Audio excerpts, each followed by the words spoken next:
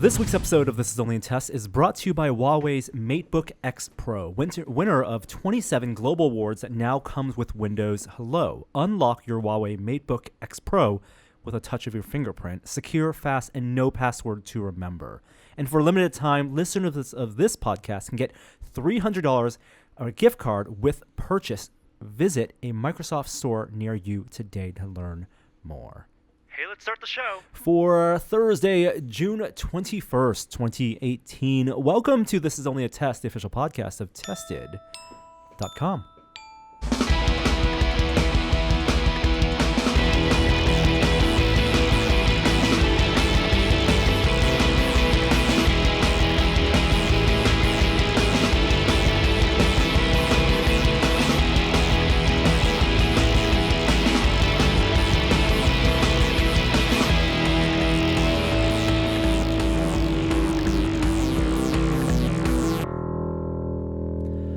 Hello, everyone, and welcome to a especially incredible episode of This Is Only a Test.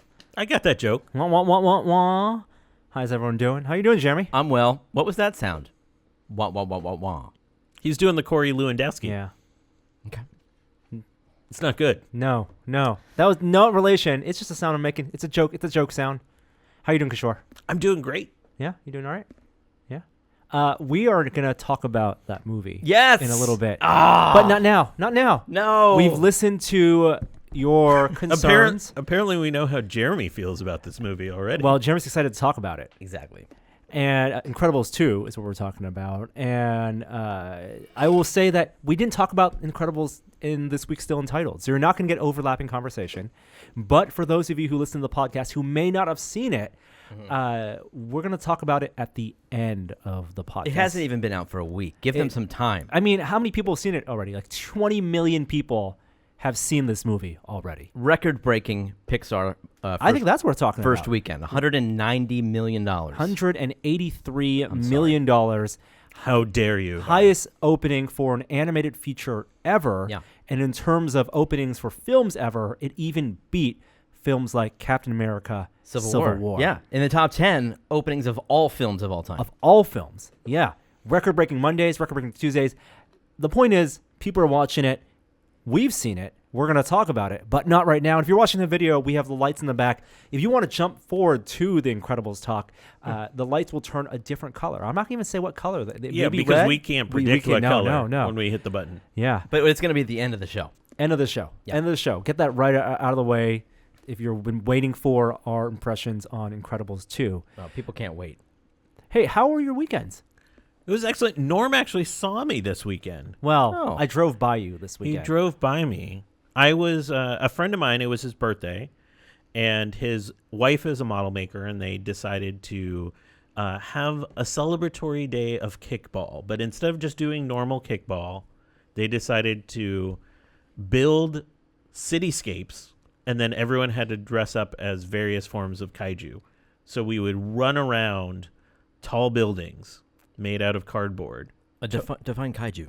Kaiju is any Giant sort monsters. of giant monster situation. Yeah. So I drove by this on Saturday morning in Golden Gate Park. I was making my way. The thing I talked about last week. Did a small day trip with the Model 3 to see if I had any range anxiety, and stuck in a little bit of traffic. Getting, as is the case, getting across the Golden Gate Bridge, and as I was driving through Golden Gate Park, on right off to the side on the field, I saw people setting up what looked like foam blocks. Cardboard blocks. I couldn't really tell what they were. And then among them was something that looked like the Coit Tower, which is one of the famous watchtowers in San Francisco. It was like 7 feet tall. Yep, Tower. exactly. I was like, that's the Coit Tower. And the other things, those are buildings. Those are skyscrapers. What is this? Is it like a picnic, an art project? What could this be? And then we saw someone wearing what looked like a My Little Pony like jumpsuit or some type of jumpsuit. And Danica's like, I think that's a kaiju meetup. I think these are, and I was like, is it like a different brand of furry? No. Because you basically adults dressed up as creatures, kind of wrestling and tossing around. Yeah, I mean, well, less wrestling. I mean, here at Tested, we usually just call it cosplay and just be done with it. But in this case, it was awesome because everyone is like trying to kick the balls at the buildings. There's even a Nakatomi Plaza that I got inside later. And it emerged from? No, I got inside and I ran around and all the monsters would chase me as Nakatomi Plaza. But there was like a Godzilla, Stay Puft Marshmallow Man. Nice. I was a Yip Yip from Sesame Street. Yeah. I would bowl from my mouth. Scale's not right, exactly. But hey, you don't know how big they were. Sure, that's true. It's true. What were there formal rules for kickball? We played standard kickball rules. So where were the buildings relative to where the bases They were? were like in between all of the bases. So you'd have to smash through buildings to get to where you're going. Is that an automatic home run if you knock down Nakatomi Plaza? No. It's just moments of pride. There was one building that was all Rampage. So there's just Rampage characters up and down the side of the building, like in 8-bit style too. It was pretty awesome. Now, did anyone who participated bring like a GoPro wide-angle camera to put on a stick low to make it look like everyone was big, get the ground perspective? No, we were focused on destruction. There no humans showed up to slow-mo document right. from their perspective. Sounds like a lot of fun. It was pretty good. All right, moving on.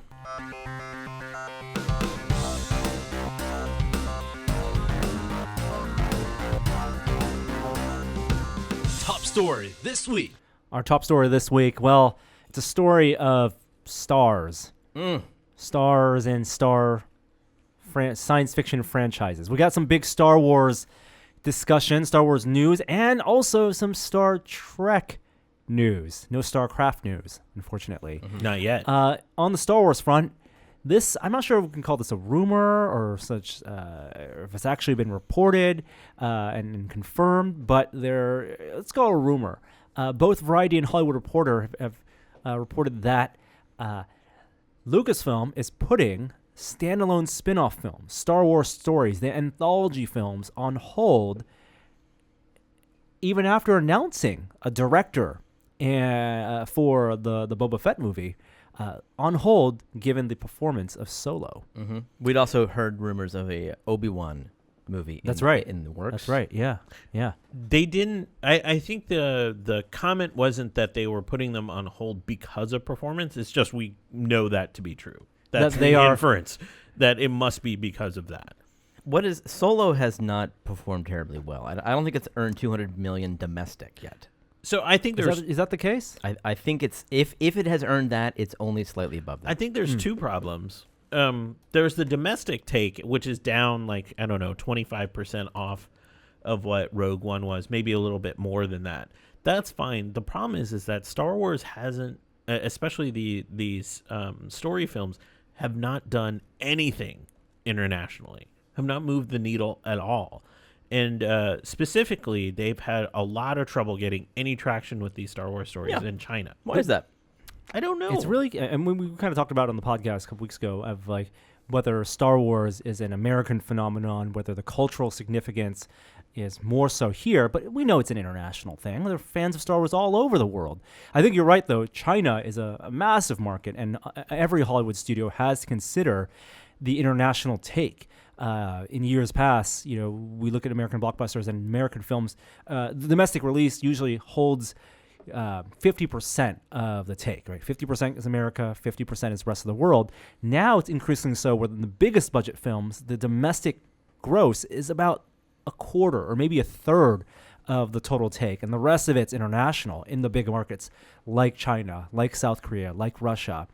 And in Solo's case, it's made only 100. So I don't think you can call a movie that's made $200 million a failure. That's massive amounts of money, right? Even though it costs probably around that much to make. But overseas, it's only made $150 million. And that's where I can say only, because it's made much less overseas for a movie of this scope and the scale and this wide release.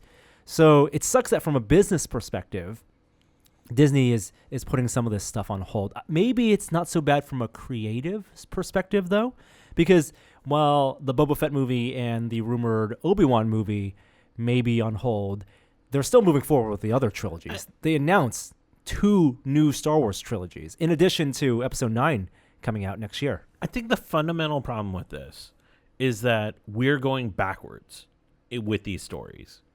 And you're not telling a full vision. You're not selling people on a vision. You're basically like, well, you know the ending, but we're going to create like an interesting backstory for you. I think those backstories can only go so far. And yes, it was really interesting to see Rogue One because of stylistic differences, and Solo had that too. But style can only take you so far. Everyone wants to see the universe move forward. I think we see this fail in the Star Trek franchise when Enterprise failing so much comparatively to some of the other series, because I think going backwards is easy because the characters have been set, but I don't think that's what the fans actually want. Do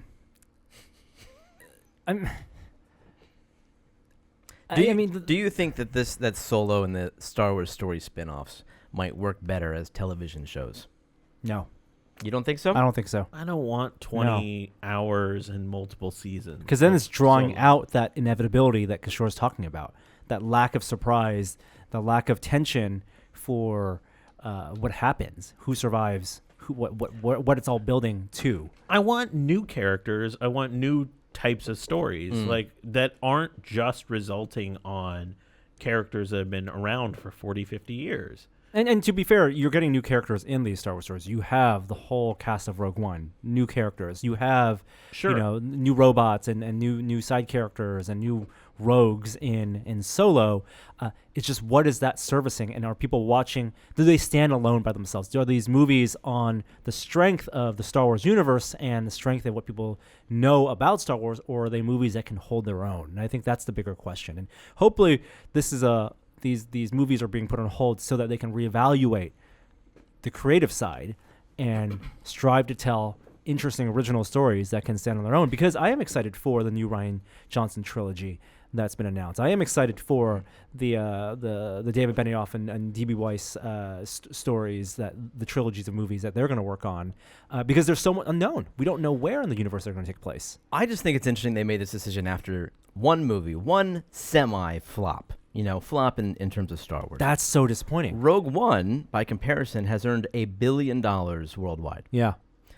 And granted, that's been out a lot longer. Solo's only been out 3 weeks. But they can track that. They based project on where the Solo's first weekend. headed. Yep. And they think it's not going to do as well. And then fine. But it's one movie. Now, do they just think that this is the best they could have done? Are they so happy with the direction of this film that they think no one could have done better, so we might as well give up? I think it's a question of opportunity cost. If they had infinite money and infinite release dates and infinite summers to put movies out, then they would continue. That one disappointment, I'm not even call it a flop, one financial disappointment wouldn't deter them. But because they're in the business of needing to put it out, and for their shareholders, they're running it's running a business. Not only are they generating culture, they're generating money. They only have 2 or 3 times a year to put out these type of live action blockbusters, and there are only so many resources they can put into computing time for the artists and the rendering and the artists and all that production. Like, maybe focus your energies on the new stuff and not the standalones. I'm not too opposed to that. Do you think Kathleen Kennedy's in any trouble? No. For what? Well, I mean, this is not a good sign for her. And Last Jedi certainly got a lot of negative feedback and pushback that I think people are projecting are going to hurt box office for Episode 9. I don't think so. I think really Episode 9 $1 billion. Yeah, but you're going to be weighing that against Infinity War at $2 billion. I mean, that's how, if I'm the head of Disney, I'm looking at why is this franchise at 2? That's the most frustrating thing ever. But that you movie, know that's what's happening, right? Like that if Episode 9 doesn't make $1.5 billion, that would be considered a disappointment. It's the same thing that happened with like Avengers 2, like Age of Ultron. It didn't make twice as much as the first one, and it's considered a failure. Considered a disappointment. And but what about that fan pushback following Last Jedi? You don't think that's going to have an impact going forward? It shouldn't. It absolutely shouldn't. And if those fans don't want to buy tickets, I think they'll still buy the tickets. Then they don't need to watch the film. You know what? They could make their own film. That's what they can do. that's what those fans, quote unquote. I'm gonna use quotes there. If you didn't see me use them here, that's what those people can do. And you know what? That's what they may be doing. It's just on social media today. there is a group of people saying that they have producers that they're working with that is offering to cover the budget for get this, a remake, a reboot, A full remake. of The Last Jedi What does that mean? in order to save Star Wars. Do you like this? I do. Right? Yeah. Like this line they're using. They want Disney to approve them to spend however many millions of dollars. I don't think they have $200 million to spend. If they do, good for them. They probably have better. If you have $200 million to spend, and the thing you want to do is make The Last Jedi, go for it. What they want is they want legitimacy. They want the sign off on the fact that that they would rather make a crappy film and say this is the version they're happy with. You and mean have that be the replacement in canon. You mean low production quality, crappy, or poor, no, bad acting? I think it could be all of the above. Across the board. Yeah. If they have the money and they have the talent and they have they have a world-class special effects company behind them and a production company, make your fan film. Okay, I make get a $200 million fan film. I get it. Your comments are dripping with derision, and no one wants to see this made because it'll be crappy. That's fine. They want to see it made. I want to see them take there the is attempt. There is a small set of people that are still very angry at TLJ. I don't think they're ever going to do it. Of course not. They're never. All they want is that they want the attention to say that for someone to concede that someone else could make it better. Why which they hasn't can't. this subsided? People have hated films since films started being made. What is it about Last Jedi that is stoking the flames? We saw this with with the actress that plays Rose, dealing with negative comments for months afterwards about her character. Why hasn't this gone away? Because for some people, these films aren't just films. These films are important parts of themselves that they own. That, if a film, a commercial piece of work / art, isn't something they're satisfied with, they feel like their life is worse because of it. My wife, who I'd be surprised if she could name all the Star Wars films in order, aptly said Challenge extended. aptly said when a new movie comes out that seeing us, it appears as though a new chapter of the Bible is being released. For some people, it is. Hokey religions. Look, I didn't love Last Jedi. I'm not one, and Jeremy, you're in that same camp. But I don't feel like this. What the hell is this? Well, no, but you're grown up. You have children in perspective. Am I, though? I just spent the first 5 minutes of this podcast talking about building buildings so I could kick a ball at them. We didn't even talk about your eBay purchase. Oh, that was the most mature thing I've done. I think in it's okay years. to love something, and it's okay to be passionate about something, but to revere something to the point where to feel like you are personally slighted and your being is affected. The scary thing about this is the sense that fans own the characters, they own the story, because that's not the way it is. It never can be that way. Even for me, that character is Thanos. The one that I had the most most feelings around, years of sort of devotion, some would say. But I didn't feel that way watching Infinity War. And I think this is a dangerous place for us to exist as a culture. Really? Wow, that sounded so Really? high on Come my soapbox. It's not that important. I mean, I think where I've come to on this, as someone who didn't like The Last Jedi either, is that I think the movie that I wish had been made probably would have been a disappointment, a financial disappointment. I loved Blade Runner 2049 more than any movie I can remember in recent memory. Yeah, and it kind of flopped. it did totally. So But I think you're coming from a different angle.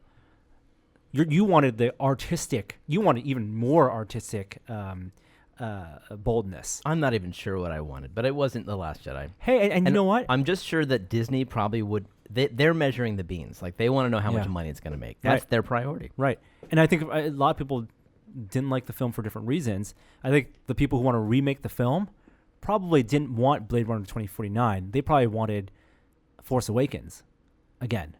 I didn't watch Force Awakens No. to begin with. I just the other thing I can't comprehend is movies are, especially these types of movies, are just way better now than they were in the previous like 15, 20 years. Yeah. Like, do people remember the prequels? Do they? Like, that's what we live through. Just deal with it. That's true. Blade Runner 2049 ruined Last Jedi for you. It's okay. Well, I don't know about that, but it was a superior movie. Yeah, I completely agree. I love Blade Runner 2049. And for any of Last Jedi's faults or things that I disagreed with in terms of like how what the creative approach was, we have Blade Runner 2049. We had a great piece of film and art released last year. That's right. I'll go watch that again That's anytime. right. In 4K. In 4K HDR, Dolby Vision, Dolby Atmos. Hans Zimmer just right there going like, duh, Yeah. right next to your head. Exactly. Did we Hey, have some Star Trek news? yeah, I was going to say, it's okay. There's always Star Trek. Hey, Star Wars fans, we don't want the toxic ones. Toxic Star Wars fans, you can go stay on the message boards. But always welcome Star Trek fans. It's the time for Star Trek is now. Not only do we have Star Trek Discovery, which, again, may be divisive in the Star Trek fan community, just like Star Trek 2009, the reboot was, and Into Darkness and Star Trek Beyond. But Star Trek fans, whether you're old or new, you should be excited that there may be a lot more Star Trek in the works. TV shows and films. Now, on the film side, already we know there are potentially 2 films in the works. There's the official sequel to Star Trek Beyond, the 4th film in the Kelvin universe timeline that they announced a director for. Hey, it's even numbered. What Yep, can go wrong? Exactly. It's going to be a good one. What is Kelvin from? What does that word come from? It's a ship. Kelvin was the USS Kelvin was the Captain George Kirk, or In the acting beginning of, captain of Star Yes. Trek? So when the ship was destroyed, when the Narada, the Romulan mining vessel, came into the past and destroyed the Kelvin, the destruction of the Kelvin created a new timeline, and that's why it's called the Kelvin timeline. Kirk's father's Kirk's father. ship. Yes. Okay. The modern J.J. Abrams, Justin Lin films. Cool. So that next film, totally excited for that one. And, of course, on the other side, there's the Quentin Tarantino project, which may or may not be Kelvin timeline, but that's a film project that Paramount's developing. I actually have a theory. Would you like to hear my theory for the films? I think we must hear your theory. I think you're going to hear it no matter what. I think they already said that in Star Trek 4, they're going to bring back Chris Hemsworth. Because you realize Thor was Kirk's dad, the actor? Did. Only after. Right, he wasn't a big deal, right? Yeah, exactly. But now he's a big actor now, and Paramount's like, well, let's get him back, and they're gonna have the Kirk meeting Kirk's dad storyline that I don't know if we needed, but Is it's that gonna because happen. he's become a big deal? Is that I why think they're that's doing that? part of it, Oh. and I think it provides closure in the Kelvin universe. The Kelvin film started off with the creation of this timeline with the death You think they're- of the birth of Kirk and the death of Kirk's dad. Powerful moment. I think they're going to collapse the timeline and retcon it all and erase that timeline with this 4th film. You can't do that. Yeah, you can. They're gonna retcon Yeah, the you shit can. out of it. Yeah, I that's think fine. I think Kirk and crew Yeah. will sacrifice themselves. Star Trek has never played around with time travel in weird ways that have changed storylines. I think they're going to all meet in the Nexus. I think that Kirk and Oh, crew not the Nexus. will sacrifice themselves and save George Kirk in the end. And George Kirk will go back to the beginning of the Kelvin timeline and live out and Oh my God. reboot the universe again and realign it with what we know to be a Star Trek. Okay. All right. That's my theory. That's a fine theory. I hope you're right. Well, if you don't care for the films, there's going to be potentially 5 new TV shows. I love that they're excited about Star Trek TV shows again because of the success of Discovery. I have never wanted multiple Star Trek shows at the same time. What? But you had it. You had it. You with had it. There was Next Gen only DS9. only One like season. one season, 2 season overlaps, and then it same was with DS9 Voyager. really clear that TNG was coming to a close. Really clear that DS9 was coming to a close when those other shows started, and it was like, oh, we're gonna help launch this other series. You think the creative energies are such that you need to have the production teams focused on one show. I would rather just have one great show. Well, we might get 5 great shows. Alex Kurtzman, who is one of the co-writers on Star Trek 2009 and Into Darkness, along with Robert Orci, they also both wrote the Transformers film. He is now the new showrunner of Star Trek Discovery after the previous showrunners left the show, and one of the writers, Akiva Goldsman, I believe, also left the show. Controversial in their own right in terms of the fan base and what they like of their work. But Alex Kurtzman it's noted longtime fan, devoted fan of Star Trek, and he signed a deal with CBS to develop up to potentially 5 shows. One of the shows is Starfleet Academy, potentially. Red Squad. I'm excited for that's Earth-based, U.S. We've talked about Starfleet Academy even since the days of TNG. There was Starfleet Academy, the video game, like that episode of the Wesley episode. The Wesley episode, So good. It was actually a good episode. yeah. There's a lot of opportunity there, and I think there's even a talk of the showrunner, people who've worked in the young coming of age type shows, working on that. So I'm looking forward to that.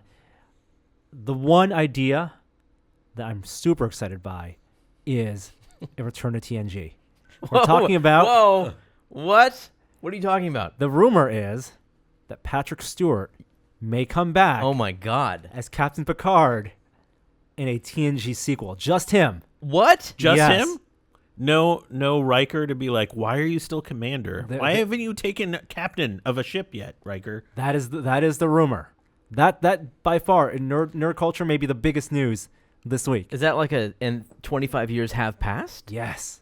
So it's like a real time. Yes. So is he like an Wow. admiral, you think? So Professor? Oh. Perhaps. we would talk about how Star Wars, one of the problems creatively with the standalone stories, is they're going backwards, right? Nothing's pushing Star Wars forward. Well, Star Trek's been stagnant. The future has been stagnant for over a decade. For no reason either. Right? Yeah, Star Trek Online, I know that there are fans out there, and that's been kind of pushing some of that story forward. But in terms of TV and film, it's all been retrospective. The whole Kelvin timeline is retrospective and a reboot. At the end of Voyager is really the last time on screen we saw the Federation. And even that wasn't technically going forward because they were sort of stuck in time because they were away from. And yeah, and maybe, The and Federation. I think you could consider Star Trek Online like this Star Wars EU, and I'd be happy for them to take some of those elements and maybe reboot some of those elements. But a Star Trek series, and maybe this is a limited series. I don't know if it's going to be ongoing. So the 4 shows that they talked about is a teen-oriented Starfleet Academy. From Josh Schwartz is the I think he might have been, is that the OC guy? Runaways. A limited series, so 2 limited series. 1 limited series based on Khan. What does limited series mean? I mean, and not set to go for multiple seasons. 10 episode. Is Like- that like a pilot season? If it's successful, they'll continue it. No, I think this allows them to be like True Detective, where they can say we're going to get wow. a good name, like good actors, and not commit them to Yeah. multi seasons, and just say let's tell this really tight 10 episode thing, 8 episode thing, and be done with it. Okay. I'm done with Khan. I don't need a Khan. Yeah, I know. series. I'm not sure I needed a Khan series either, but this one potentially is being spearheaded by Wrath of Khan director Nicholas Meyer, so I'm excited for that. And then an animated series. That I could be down for. Yeah, I'm not- There is a renaissance of animated films and movies and shows right now that I feel like is sort of under the radar for a lot of people. The first one- that I think they could really tap into. The original animated series gets kind of forgotten and swept under the rug because it's not great, but they did things that they couldn't have done in the show. Absolutely. and it wasn't a throwaway. It wasn't a money-making spin-off. They did it because they couldn't make the full live action, and that's all the same writers. Like the writers of the original series consider the animated series the last seasons of the original series. So the Picard's one is the big don't hold your breath. Maybe I'm holding my breath, dude. That's the best news of the day. yeah, Wow. yeah. That's It's even been 25 years since the end of TNG. 92, yeah. 26 Six. years. Yeah, because He's got to be an admiral. 2 days ago was the 28th anniversary of Best of Both Worlds airing for the first time. Oh, the greatest TV cliffhanger of all time. That's right. So these would be for TV or for the I think streaming for service. streaming service. Oh my goodness. Yeah, I think all of this is CBS potentially spending a lot of money on CBS All Access. What? Good for them. Did they bring Discovery to to TV yet? The broadcast? No. Yeah. Wow. No. There's There's- more money in the streaming service. They have some problems to deal with Discovery. I mean, not only from a storytelling perspective, but they fired their showrunners this past week because of verbal abuse allegations on set. So we'll see if that's going to change what Discovery looks like going into this year, and if that in turn has effects for these new potential shows. So I want to hear from you out there. Let's just talk about Star Trek. What are your hopes, your fears for 5 new potential Star Trek TV shows and the 2 Star Trek movies that are in various states of And what role pre-production? should Picard have 25 years later? Oh, God. I just still can't believe the Ferengi aren't Captain getting of the their own Enterprise. show yet. Oh, let's brainstorm. Not Captain of the Enterprise. A new Captain of the Enterprise. He can't be captain. You don't win captain for 25. He's got to be admiral status already. At least, yeah. Maybe he's going back archaeology. Maybe he's even retired from the admiral. He's not deep in the Federation. He has all the knowledge of being a captain and running the Federation. Doesn't he have a vineyard? That's back on Earth. That's his family. That's They all his brothers. died. Did you see Generations? He cried. He broke down. I forgot about that.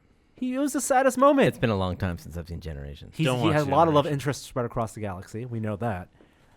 But maybe it's the one of my favorite Star Trek Next Generation episodes is the archaeology episode where the Romulans, the Klingons, and the Federation are all hunting for this artifact, and Picard's old archaeology professor sends him on this path, and they find the secrets of life in the galaxy, and that they maybe have more in common than they think.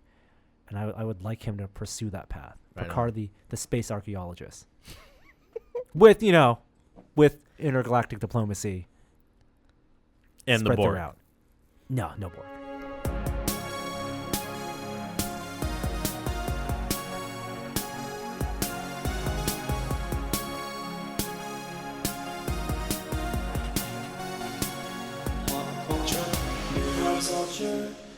Remember a couple weeks ago when we were talking about Fox having another potential suitor? 20th Century Fox Studios was going to sell to Disney, and then Universal came in, and Comcast Universal with a whole lot of cash, Bam.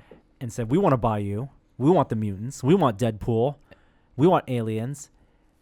And Disney said, no. Here's some more cash. The deal's been... It's a bidding war now. Well, first of all, Disney was all stock.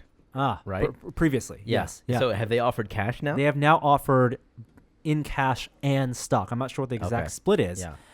but $71 billion. Billion.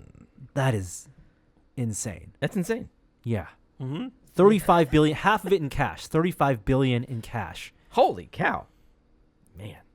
That's amazing that Fox just increased in value by about $18 billion in just a couple weeks. You think Universal's like they called our bluff? We found a way to get Disney to spend some more money, because that's a lot of bees in there. It's an expensive bluff, too. Yeah, Who do you actually want to win? I'm Disney. I want to see the mutants in Avengers.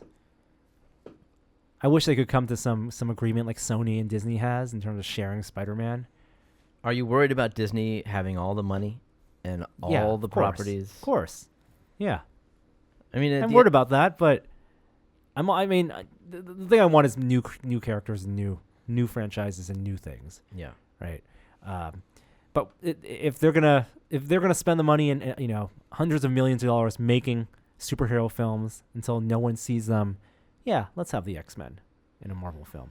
I was Let's have them Fantastic I was at Four the again. Disney store yesterday because I just happened to be downtown, and I was walking through it, and it struck me, even at the Disney store, it's Marvel, it's Star Wars. It's not just princesses and Mickey anymore. That's right. Yeah, Mickey is not the thing at Disney. No. It's Iron Man. It's Captain America. It's the Hulk. Currently, it's Incredibles 2, to be honest with you. No, that's true. That's true. We're not talking about that quite yet. Not yet. Hey, how about another reboot? Did any of you watch the Michael Bay Ninja Turtles films? You could have just stopped at Michael Bay. Well, Ninja Turtles, beloved franchise. That's a toy brand and a toy line that I think the Toys That Made Us documentary could do. Is there enough? It's there not- are so many It's Ninja not Turtles enough toys. old school enough. That's the one that I grew up with. I know. I mean, I like the vehicles in that especially. Early 90s. Yeah. Okay. All right. Well, Ninja Turtles may get reboot again. I think Paramount has third the rights to reboot? that. Yeah. Yeah. And they've done TV shows, but they got writers. They've hired writers. Michael Bay will produce, so he's not completely detached yet because he's still in the Paramount family. But it may be another take on it, which that's fine. I don't hold it super dearly, and I like Ninja Turtles. I think it could use different personalities and different approach stylistically. Keep that sweet song though, man. That's a good song. Was that song in the last one? No, they sung it in an elevator. That was very, very surreal. Yeah, good jingles. Good jingle. None of us here have MoviePass, right? Nope. Well, MoviePass, the idea of MoviePass maybe wasn't so bad. I think most of us here were skeptical that the company could run it at a loss and stick around. And what was their real business strategy? Well, AMC's come in, and the biggest story in Hollywood this week is AMC, which has previously shunned MoviePass and not accepted MoviePass at their theaters, is starting their own MoviePass-like subscription. Yeah, and other theaters have followed suit, like Cinemark, which is based out in a few markets. Cinemark has the XD and the Century theaters.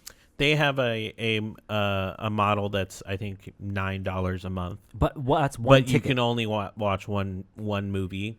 So this AMC model is also, I don't think it's the complete exact. You can go to as many movies as you want. It's it a has lot. restrictions. It's $20, which is a lot to ask Yeah. for a subscription. But realistically, that's actually less than people who watch movies regularly spend. $20 a month. It's called AMC Stubs A-List. And here's how it'll really differ from MoviePass. It's going to include IMAX and 3D. IMAX tickets cost $20. Yeah, $22 in San Francisco. And you get free upgrades to popcorn and soda. What's that mean? Like the size up? Free size up. Yep. And it's 12 movies a month. And you can watch movies again. You can repeat. And it includes 3D, I think. And it does include 3D. Yeah. It's starting next week. I'm tempted. We have a lot of AMC theaters. So in the Bay I think Area. their bet is basically you'll only watch one movie a month with this. Well, that was MoviePass's bet too. right? That you'll watch one or fewer movies a month. Here, if you watch 2 movies a month, and in the summer, not that difficult. In the fall, in the spring, maybe a little more difficult. Can you use this for more than one ticket at a time? No. That's where the Century Theaters one, the Cinemark lets you buy for a friend at $10 each. Here, they want individual people to spend $20 a month. This is basically just, marketing movies to singletons out there. People that like seeing movies by themselves. Yeah, or, I guess if Just joking. or if they go with friends. If they're going Dutch, Yeah. then it makes sense. The Cinemark tickets, they do roll over, although I Right. don't know how many. Yeah, yeah. I mean, either way, this is their way of competing with Netflix, with streaming services, getting a monthly fee, getting you to buy the popcorn, getting you in the door. For me, none of these services really work because I'm now just completely sold on reserve seating because Well, it takes I so thought much of. I didn't does Reserve AMC seating works. Yeah. Oh, really? Yeah, with this new one. Oh, now I'm back in. Advanced reservations, you can hold maximum of 3 movies at any one time because you can book it well in advance. It's not like MoviePass where you have to do it 20 minutes before, and you can do it all online. That's what makes it really interesting. You can see up to 3 movies a week. Kids, if you're in college, that's pretty good. Wait, 3 movies a week? Yeah. And Yeah. how many per month? No carryover, 12 total. So okay. So 4 weeks in a month, 3 movies a week. That's a ton of movies. And no week if you watch fewer than 3. People who movie reviewers. I mean, they get invited to events, but people who do this professionally, this is probably an instant buy. Yeah. Right. Yeah. I like watching movies. I'll try it for maybe a month or 2. Now is the perfect time in the summer to do it. And unlike MoviePass, where you buy a year in advance, maybe if I'm not into it, I can cancel. I don't know if they'll force you to stick to it. Yeah. Your time is about to become heavily divided. Yeah. I think a while back we talked about one of my favorite comic book series, Robert Kirkman's Invincible from Image Comics. This is a story of a teenager, a college student now, and now young adult who grew up being the son of basically essentially a Superman type character, and developed powers of his own, and then entered the world of the Image Comics superheroes. Really great serialized comic, like Walking Dead, like Robert Kirkman's other series. It's been going on forever, although he's now announced an end for it. And I think they had previously talked about doing a movie for this, and the movie was going to be I think Seth Rogen and Evan Goldman. They were producing. Evan Goldberg were writing it, and now the rights are going to Amazon to do it into an animated series. I'm more excited about it being animated. I think it makes sense for the universe. And it's going to be, and the thing I'm more excited about is that it's going to be serialized as opposed to a 2-hour movie, 8-hour-long episodes. Which also makes a lot of sense for this story. You read the series? Mm-hmm. I think it needs to be animated because so much of the like kind of superhero adventuring and destruction and combat is so at a world scale for this show. Like one of the great things about Ryan Otley's art in this is these double-page spreads of like huge numbers of heroes on pages at once, or massive destructions. Actually, it's very akin to the Dragon Ball series. It's kind of an American take on the Dragon Ball series. If you like that, totally check it out. I can't wait for the Amazon animated series. Image Comics was developed by Sam Keith to put the artists more in charge, to give them more say in the storytelling and the look of the books. That's what, because I came to it from the Max. Mm-hmm. That's the only reason I know about that at all. I haven't thought about the Max in so long. Max was great. This is one of the best YouTube MTV series ever. And then last week we talked about John Lasseter leaving Pixar to end this year and stepping down from running Pixar and Disney Animation Studios. And now Disney, and we asked ourselves, well, is someone going to take his place? Does Pixar, Disney Animation, need these kind of creative figureheads to lead the direction of the studios, or is the brain trust enough to guide the storytelling? And Disney has now answered that by putting 2 people in charge. It's going to be a pair of people. It's going to be Pete Docter, who, of course, directed Inside Out and Up and Monsters Inc., as well as Jennifer Lee, who directed Frozen. No kidding. The highest grossing animated film of all time. Wow. These, I think, are perfect co-leads for the directions of these animation studios. That's huge. Yeah. Because it was rumored to be Andrew Stanton split with Pete Docter. This is very interesting. Yeah, I dig it. Gosh, has Pixar had a female director besides Brave? I don't think so. I don't think so either, although the new Bao was. Yeah. Yeah. It's true. And then finally in pop culture news, a couple trailers I want to talk about. Robert Zemeckis has a new trailer out for his next film. It's called Welcome to Marwen, and it's a drama comedy that's actually based off of a 2010 documentary, highly recommended, called Marwen Call. Documentary is about a man who suffered traumatic injury, and in his personal rehabilitation, he built a fictional world, World War II at 6th scale, with essentially G.I. Joe figurines and dolls, and photographed them and documented the life, created this world as a form of therapy. And Steve Carell plays him in this film, as well as Leslie Mann, Janelle Monáe, and the trailer looks really fun, and I hope they nail. I think it's they create a transition between the real world and they blend them exactly in a way that was pretty stunning in the trailer. And Robert Zemeckis loves performance capture, and so the actors have their parallels in these dolls, and so Steve Carell is also a version of himself in that world, so it's kind of perfect for that. Also, Robert Zemeckis is that's his thing these days. He's taken these critically acclaimed documentaries and then created the fictional recreation of them. He did it for Man on Wire, about the French guy who walked between the 2 towers, which is a great documentary, pretty good film. And he's doing it again here with Welcome to Marwen. The trailer looks very surreal. It feels like being John Malkovich. Yes, a little bit of that. I think it's a screenwriter's challenge for this one because there's so many affecting moments in the documentary and little twists and turns. It's going to be really difficult for them to create have comedy elements, humor in this, some lighthearted elements when the basis of the story is pretty dramatic. Steve Carell's done a great job transitioning to drama, but I miss his comedy. He's funny. He's one of my favorite funny guys. Did you see Battle of the Sexes? No. He was actually reasonably funny in that. Yeah. Underrated movie. Yeah, I really enjoyed that. Creed 2 trailer is out. What a trailer. So good. It was. You guys Both are those laughing. stars, Michael B. Jordan, and Tessa Thompson are much bigger stars now than when the first Creed came out. And so you have Valkyrie and Killmonger together again. Or not together for the first time. First of all, let's give it up for Ryan Coogler. He went from Fruitvale Station, which is this brilliant indie movie, to Creed, which was, chronically underrated and started to get its due. If you haven't seen Creed, Creed is amazing. I think Creed is the best Rocky movie. Damn. Period. Better than Rocky? I think it's better than Rocky. Dude.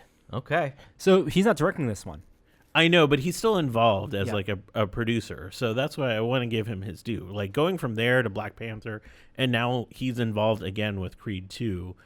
I just think it's going to be pretty amazing. I don't want to spoil the trailer because there is a spoiler in the trailer. So what I watched the trailer and I don't even know what you're talking about. Well, the nemesis, the antagonist. What is there a reference that I might want to go there. All right, fine, because I didn't see Jeremy did not was apparently it a Creed forgot reference? to watch the end of the trailer. Have you watched the Rocky series? Yeah. It's Is that a reference to that? Yes. It's been too long. Oh boy. Wow. The moment it happened, we were watching it and it was like screaming out at the TV they're doing it. I could hear the entrance music. Yeah. Got chills just thinking pretty about awesome. One final bit in pop culture news. If you're a fan of Penny Arcade and a friend of our friend Gary Whitta, you may know that they collaborated years ago on a comic strip miniseries that was hosted on Penny Arcade called Automata. It was I want to say a 20s era noir detective story with a world where humans work alongside robots, and very stylized robot creations and great funny writing.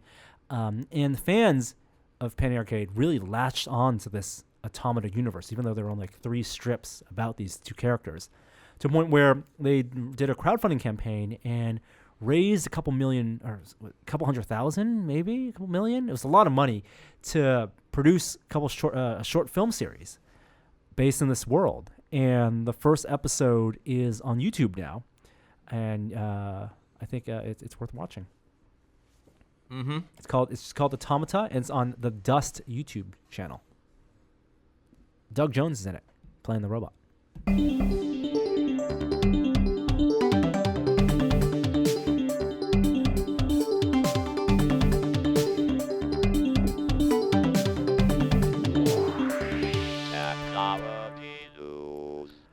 We have a long list of things to talk about in tech, so let's start right with sabotage. Listen, all y'all. I know you're making a joke, but this is really crazy news out of Tesla that started only a couple days ago, where Elon Musk out of nowhere comes out and says that internally at Tesla, a trusted employee has been actively sabotaging the company and stealing company secrets.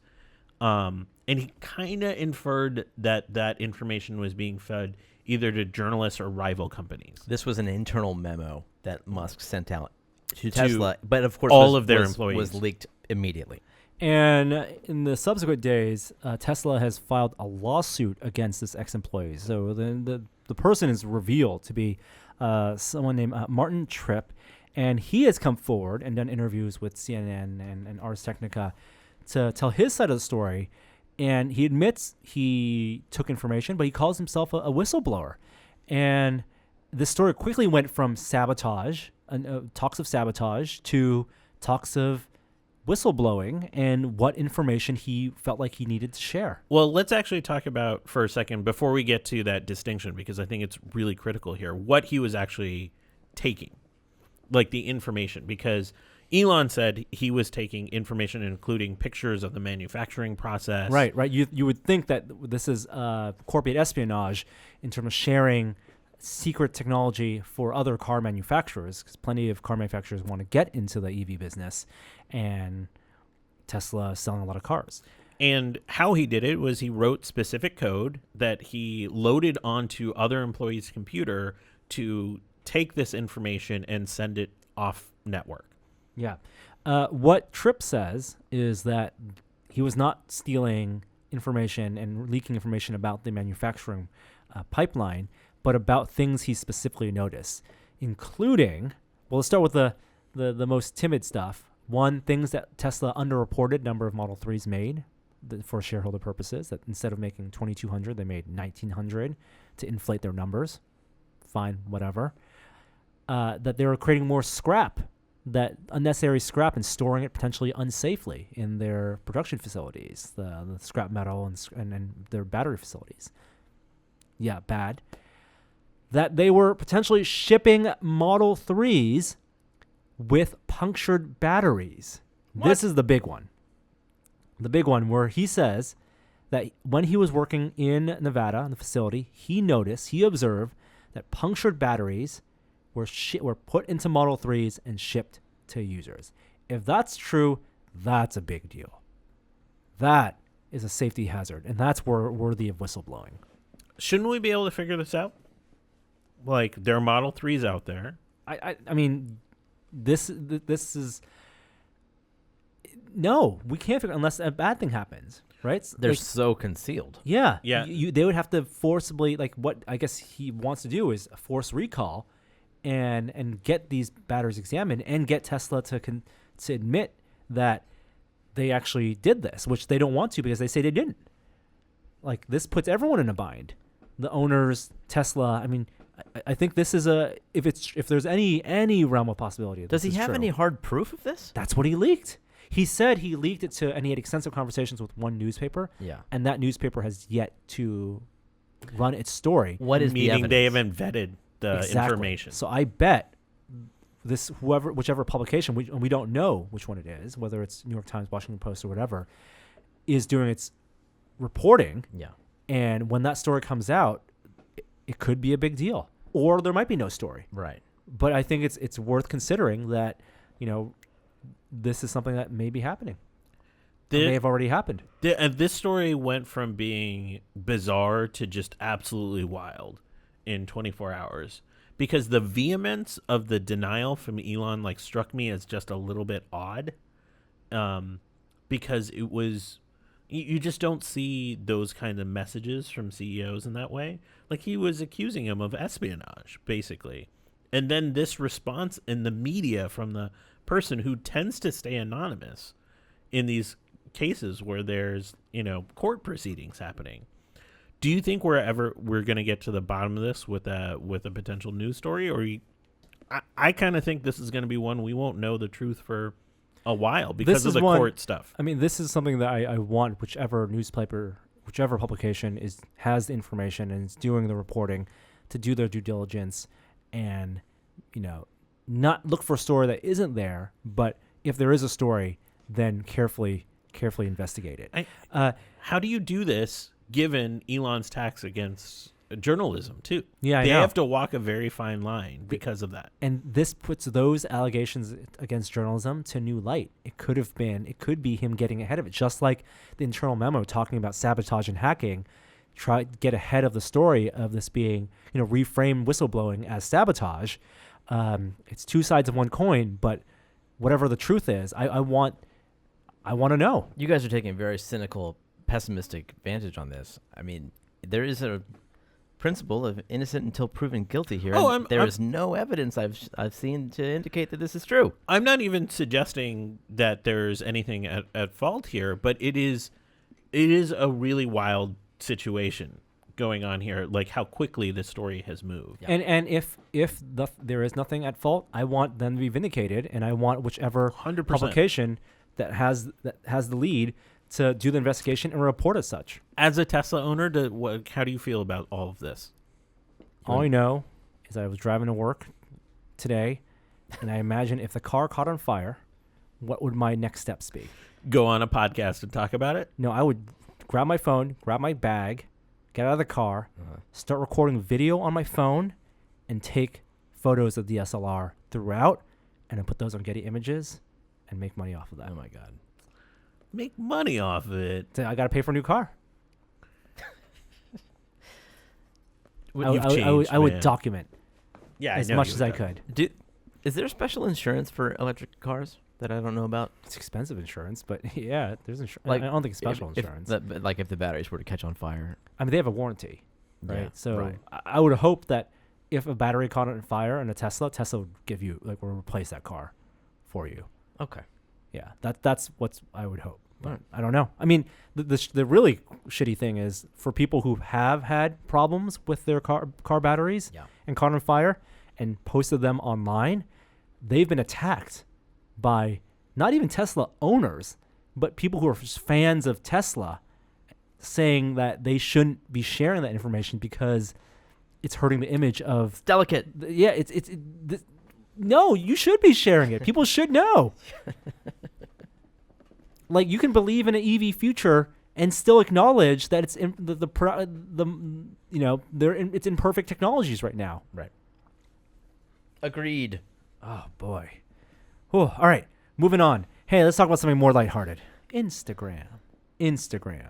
Facebook's Instagram. You know, Facebook spent a lot of money trying to make Facebook video a thing, and the Facebook Video Hub a competitor to YouTube. They had spent a ton of not only infrastructure money developing the video platform, because people share videos on Facebook and have now, some people use Facebook not only as their ways to, the primary means of interacting with the world and reading news and quote-unquote news, but also consuming media content, but still pales in comparison to the number of people who are watching YouTube.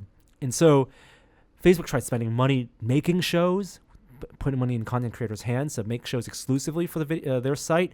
Didn't really work out, but they realized that a huge part of their audience is on Instagram. It's one of the reasons they bought Instagram in the first place. And being relatively hands-off with it, Instagram has grown to like 100 million active users per month, which is a massive number of people. And just ate up Snapchat's exactly domain with the stories. And video is posted on Instagram, and Instagram knows how its users are using its service. Yes, to share photos. Yes, to scroll in a feed, but also to use that Discover tab, which I think is probably the most powerful of Instagram's abilities right now. Instagram's Discover tab is like Twitter's new Discover tab for news, except for entertainment. And so they launched something this week called IGTV. Now, I have problems with the name Instagram television. Like, don't tie yourself to TV, right? Just call it Instagram video or something.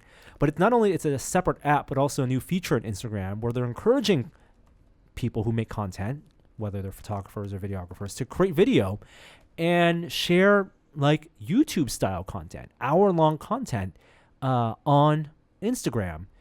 Right now with no ads, but they know it's a platform ripe for advertising, and that may be something that's happening. But right now they want users to start watching long-form video, some of it vertical video, some of them square video, on the Instagram app and now IGTV apps.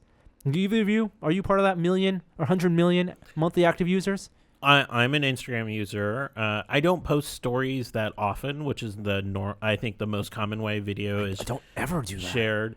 But I do follow a lot of people that do, and I've started doing it more and more. I think what you're poking at, though, is the discoverability and the shareability of the video hasn't been tested on the platform yet, which is, I think, the critical part of YouTube's success. Is like there's an algorithm that makes discovery really easy. Instagram doesn't quite have that be opaque in a way that I think is really necessary for success. Well, I think both Instagram and Twitter are mobile-centric applications. Instagram more so because you really can only post and interact with it on mobile, where they've cultivated a user base and a interaction model where people are refreshing constantly. Mm-hmm. You're all people who are addicted They get that satisfaction from pulling down to refresh and seeing new content. And on Twitter, if you're not following a ton of people, you're not always going to get new content. And that's why they started putting suggestions for tweets for people you may not follow on Twitter. And that's why the Twitter News and Discover tab is so successful, I think, is because it's a way for you to tap into new conversations on Twitter. And I think Instagram followed suit, and the Instagram Discover tab is hugely popular. And it's like Facebook, algorithmically knows the things you're interested in, because based on what you post and what you like. It also knows your network. And knows your network. And so that while you're on Instagram and you maybe just scroll on the main feed to see new updates, that second tab of Discover is like that's modern cable surfing, like channel surfing for small bites of visual content. The way you're talking about it is in a way that you feel like YouTube should be worried about this. Yeah. Well, YouTube's big discoverability model is their homepage, right? They algorithmically program their homepage, youtube.com, or when you and first the end load of the videos app. too. And you're right. For when you to get people in, to scroll and watch something, whether it's a 3-minute piece or a 10-minute piece, and then at the end of it, autoplay or recommend, and then get people to start. But people aren't necessarily on YouTube as a social network the same way that you are on Twitter or Instagram or even Facebook are. And so YouTube, you go there specifically to watch videos. And I treat YouTube more as a lean-back experience, where especially if I'm having lunch or something, I'll go to YouTube because it's hands-off. Sure. Instagram has the kind of, it gives you that satisfaction of new content in a feed, but also has these social the perks of a social network, and they can start shoving videos in your face. They have to prove that they aren't just shoving all the videos in my face. They have to prove that they can shove good content in my Good content's important. And I think tonally there's a big difference between the type of videos produced on Instagram and Snapchat than there is on YouTube or even Facebook. Like, it's almost like the difference between YouTube and Vimeo. Like the types of videos people, and I think this is probably the thing YouTube is most confident about, is that right now, while Instagram may have 100 million active users, those users may not care for produced videos like the ones you'd find on YouTube. And they might even care for the subtitle videos like you see on Facebook. People go to certain platforms for certain types of experiences. And as big as a user base as you can build, it's tough to change expectations and behavior. Mm-hmm. Well, going right into that, Facebook, the other side of Instagram, is announcing that they want to get into the HQ game. This feels like a little late for that. They need a Scott Rogowski. This is the big test. So they've developed technology in their for Facebook, for any Facebook user to not only generate polls, but to make quiz shows and put money to those quiz shows. What do you mean put money to this quiz shows? Like they can get sponsorships, or they can... Really?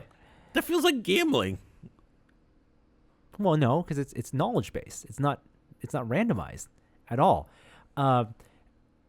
This is the shotgun at the wall approach for competing with HQ, as opposed to making one competitor and trying to get how many hundreds of thousands or millions of people playing at the same time. Instead, create 1 million game shows that have 500 viewers. Game shows are personality based, and this is where I think we'll find that. I mean, you may find the best. You may find, in 10,000 game shows, you may have 100 great hosts, but what's the value of a curated experience like you find with HQ and Scott and the questions? I could see people on other networks using Facebook's quiz tool just for that. Like if you saw like Ninja come over from Twitch to do a Fortnite-based quiz show, I bet he'd have a lot of followers, and if he has enough of them, then the money probably be pretty good. And I think that the value that Facebook sees is not at the scale of audience, is at the scale of shows.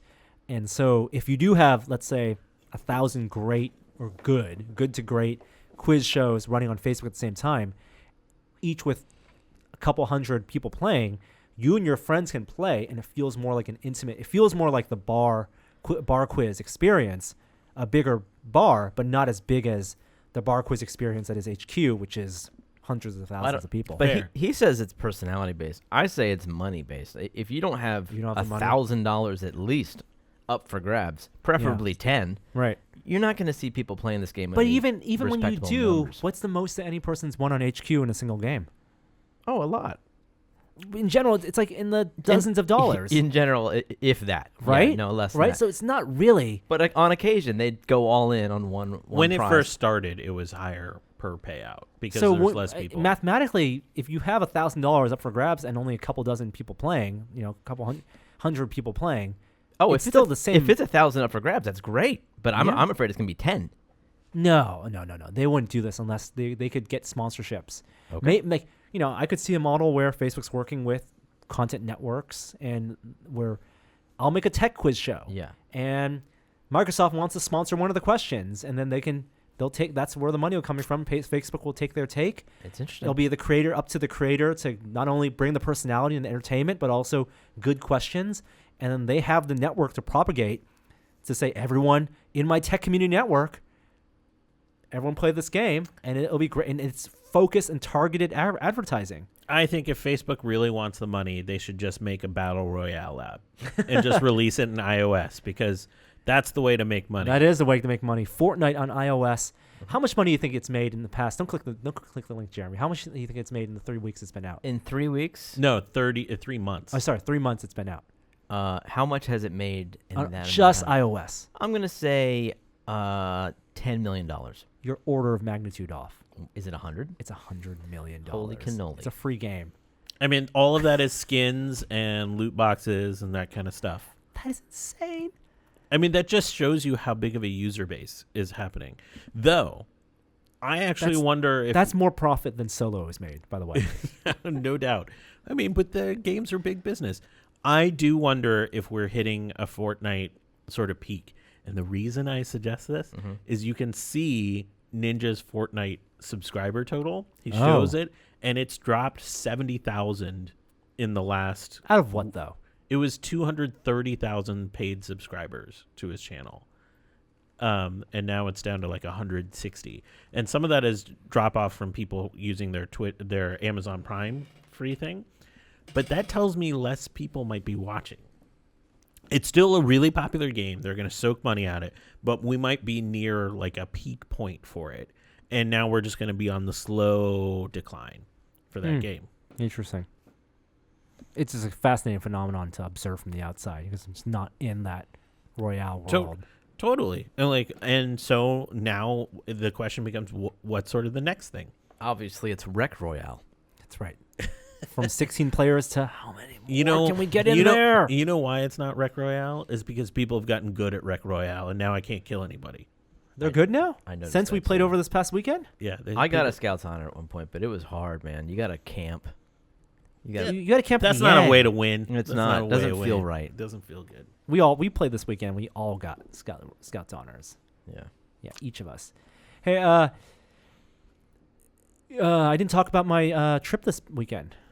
Drove up to Santa Rosa in the EV and came back with over half a battery full of energy. Did you charge out in the wild? No, didn't even charge out in the wild. Yeah. All right. Took It's a long way almost like back. your 300-mile battery was well suited for the Yes. 50-mile round trip. Yes, exactly. No punctures. No, well, not that I know so far. And if I really wanted to, I could start making some extra money with ride sharing. A little bit extra money on top of that extra money too, because Uber is now starting a program to incentivize their drivers to switch to EVs. We'll pay extra money to you. You get a better rate if you drive an EV than you do with gas combustion engine. So car. when I've opened up Uber and Lyft recently, I haven't noticed like an option be like, send me an EV car. Like, how are they? Is this just to build the fleet right now, and eventually they'll have that option? It's not much of an incentive, to be honest with you. Extra $1.50 per ride. If you're lucky, and it caps out at $10 per week, friend. Oh, So- well, that's enough to charge your car for the week, maybe. No, it's not. $10 a week. I You're don't better think off so. playing Facebook game shows. Yeah. You're going to go through that 300 miles in a single day, don't you That's think? true. That's true. And that's the one thing I've noticed driving around and parking in public places with chargers is a lot of people at those chargers are rideshare drivers. Oh, it's horrible. Charging their cars between rides. I misspoke. It's $20 max payout per week. Ooh. Yeah. That will charge you. That will get you. I wouldn't be. I'm not surprised by that because obviously they're just maximizing their profits.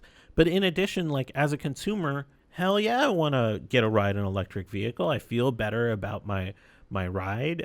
It's probably a newer car. It's novel. Yeah, it's a newer car. All of those things. There's a Model 3 owner who talked about running Lyft or Uber and the experience of giving the rides to people. And people thought they won a lottery.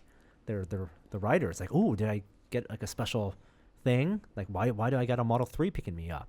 And it's fun anecdotally to hear people who've never ridden in one ride in one and appreciate and some of the design quirks, and like the big glass roof and the way you open doors.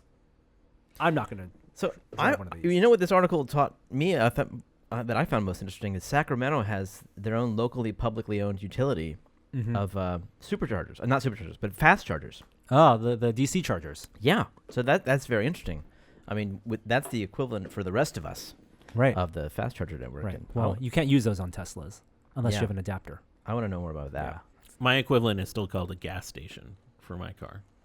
Oh, it loads up pretty quick. It does, unless you have fuel cell. You can load up really quick with hydrogen, but only 30 places in California. But that's the big difference I've noticed so far. Not having to go to a gas station in the past 2 weeks has been really nice. It's nice, right? Yeah, super nice. Adobe has some announcements. You guys use Lightroom on mobile? No. I use Lightroom on mobile. On mobile? On mobile. It's really good. Lightroom on iOS and Android is really nice. Mm-hmm. I really prefer it in my when downtime thing is just tweak photos in Lightroom. It just strikes me like video and photo editing is not something you do on mobile. Like I have traditionally, you don't think of that. barrier. In mobile is a couple. There's mobile phones. There's also tablets. On tablets, it's great.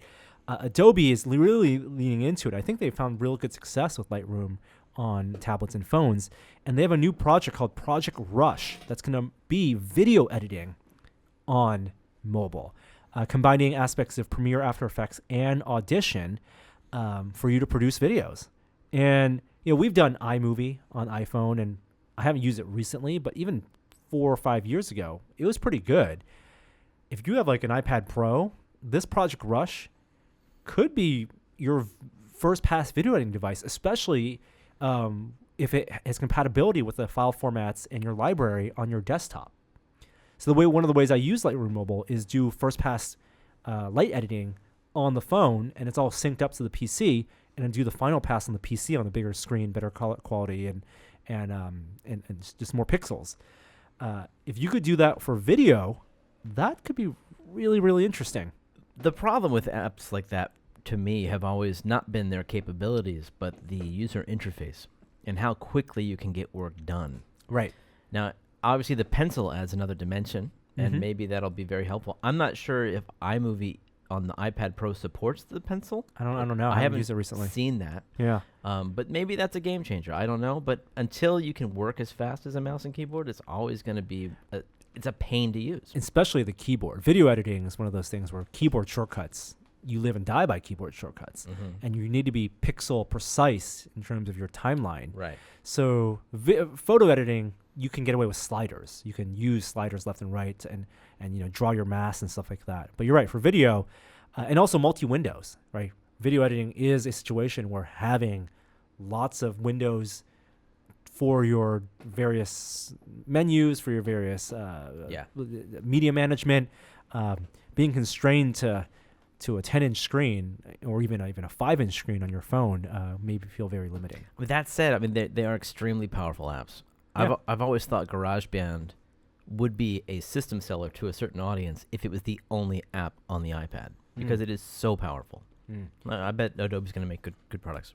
Speaking of music for the iPad, one app that just came out, free app for people, for podcasters, and there are some podcasters I know out there listening. Check it out, is Anchor. Anchor has a new iPad app that's all-in-one recording for podcasters. You record directly to the iPad via lightning cable or using the microphone, and you can mix and publish. And it has compression filters, I assume. I assume it has all those filters. I like the sound of that. Yeah. Does it have a little soundboard in it? That's what I want to know. I haven't used it yet, but if it has a soundboard, maybe it's something we could even use. A little backup device. Yeah. Touchscreen soundboards are so convenient.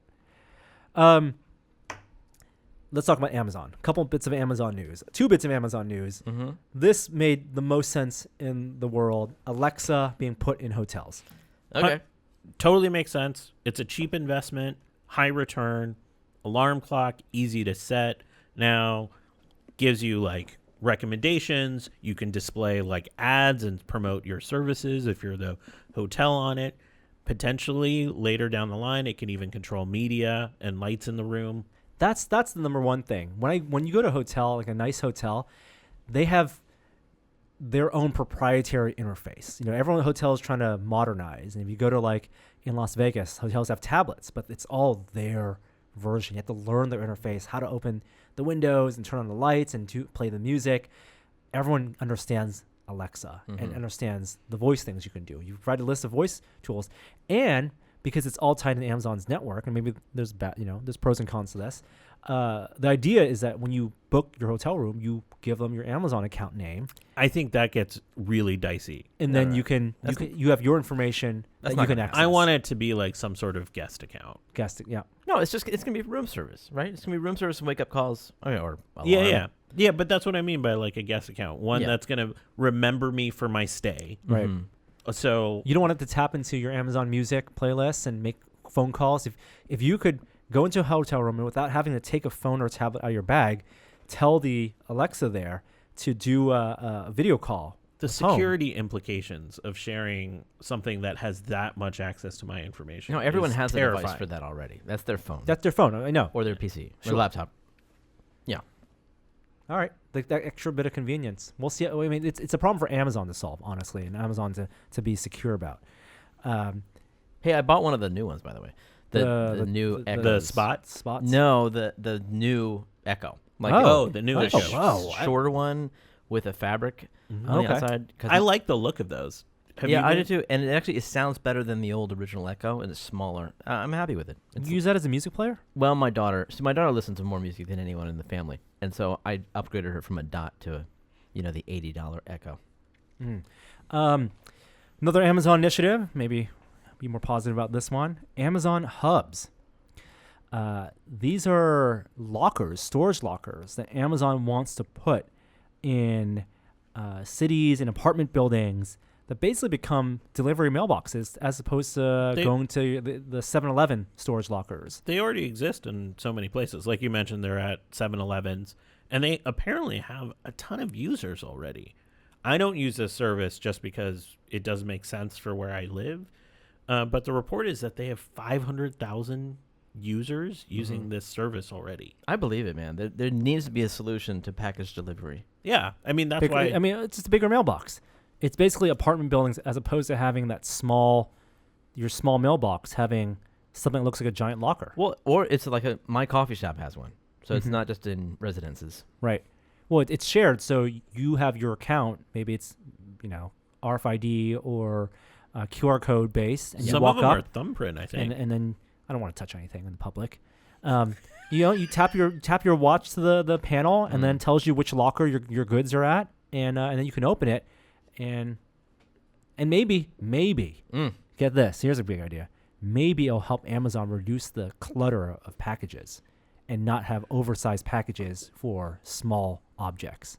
Maybe they could even not have packaging for certain things that come in like a plastic thing. If they know, you mean if they know it's going to one of these? Exactly. It's a good idea. If they're not leaving it at your front step, maybe just have a small. Them. Yep. Well, it might not benefit them. The reason they do big boxes is because it's actually cheaper and faster for them to have the biggest box for stacking purposes and shipping than it is to have lots of small boxes. I'm thinking about the transit. It takes less space. Oh, I completely agree.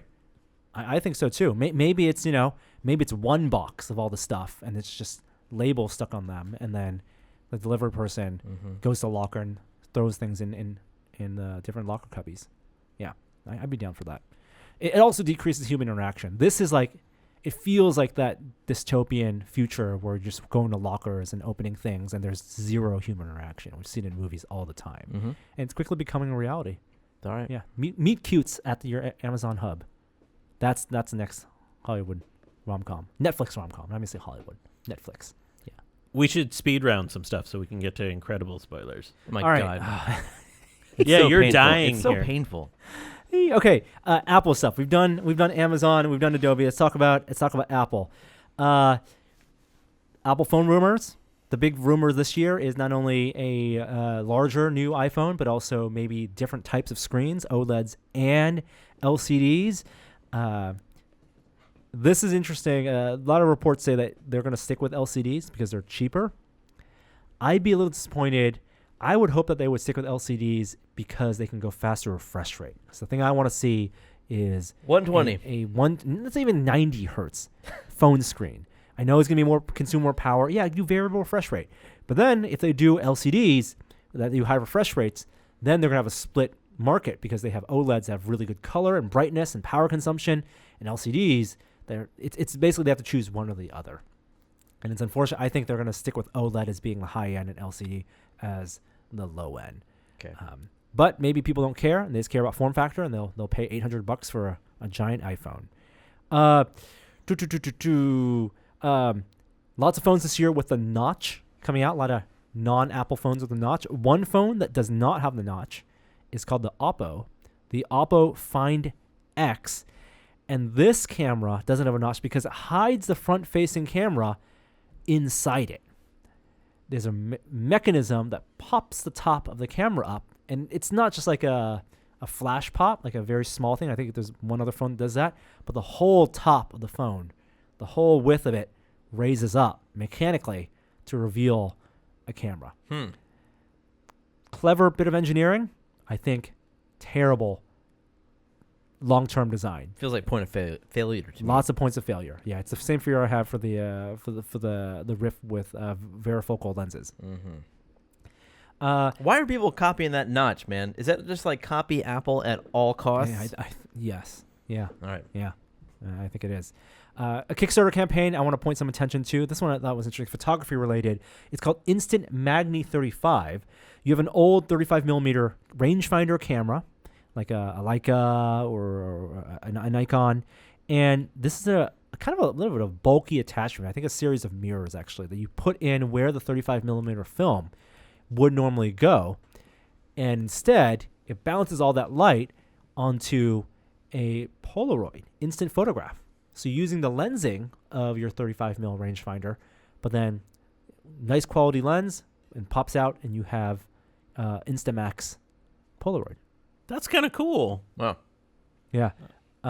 It's already met its goals. There was like 24 days ago. Again, you can search Instant Madney 35, and I think it's about like $100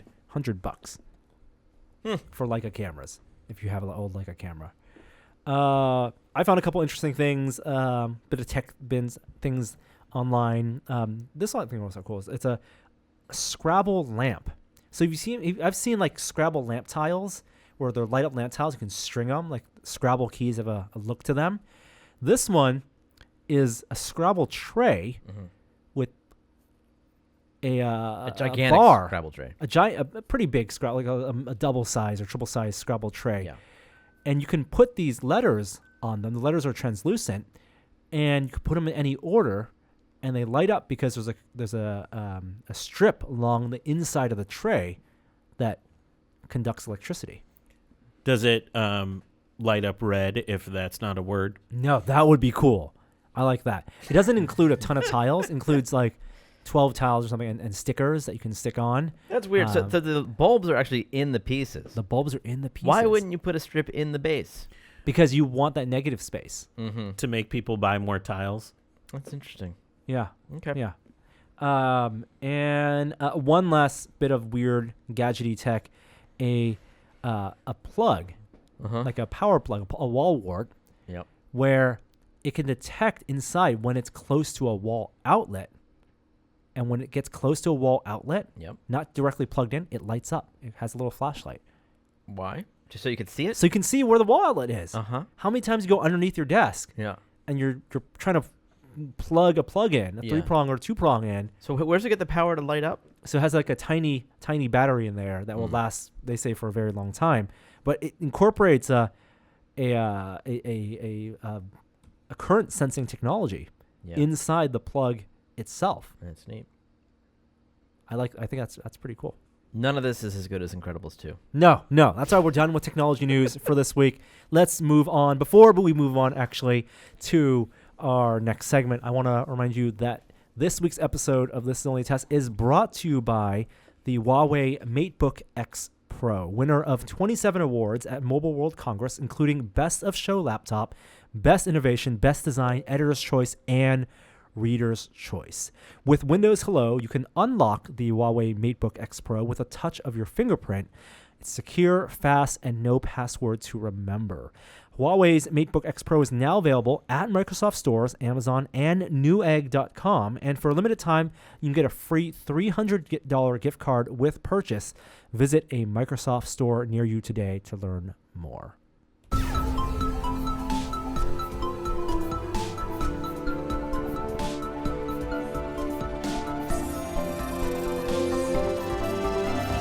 Now it's time for a moment of science. Guys, we might be sick. Mm-hmm. I don't know if you know about this, but the WHO came out with a new designation in its International Statistical Classification of Diseases, and we might be suffering from gaming disorder. Who's we here? If the disorder persists for more than 4 hours, please stop gaming. No, there was a new classification that came out, and in a section that defined future research to be conducted, one of the disorders they classified was something called gaming disorder. The rationale behind this is they're seeing a rise in specific cases related to addiction to gaming. And so there was encouragement to do more research in this area. There's been a lot of pushback from scientists even considering that, because by putting it in this classification, you're incentivizing work that's going to be biased towards finding a pro finding around this. And you create kind of like this weird kind of panic that video games harm people when there's basically just no evidence to it. Well, the classification says that there are 3 criteria, right? And Yeah. they all have to do with basically the same thing, which is you're playing games so much that the rest of your life is going to shit.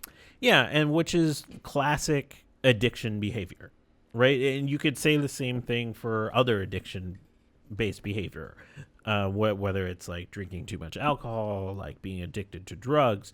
But the thing is, there's actual quantitative effects to those beyond it having impacts throughout the rest of your life.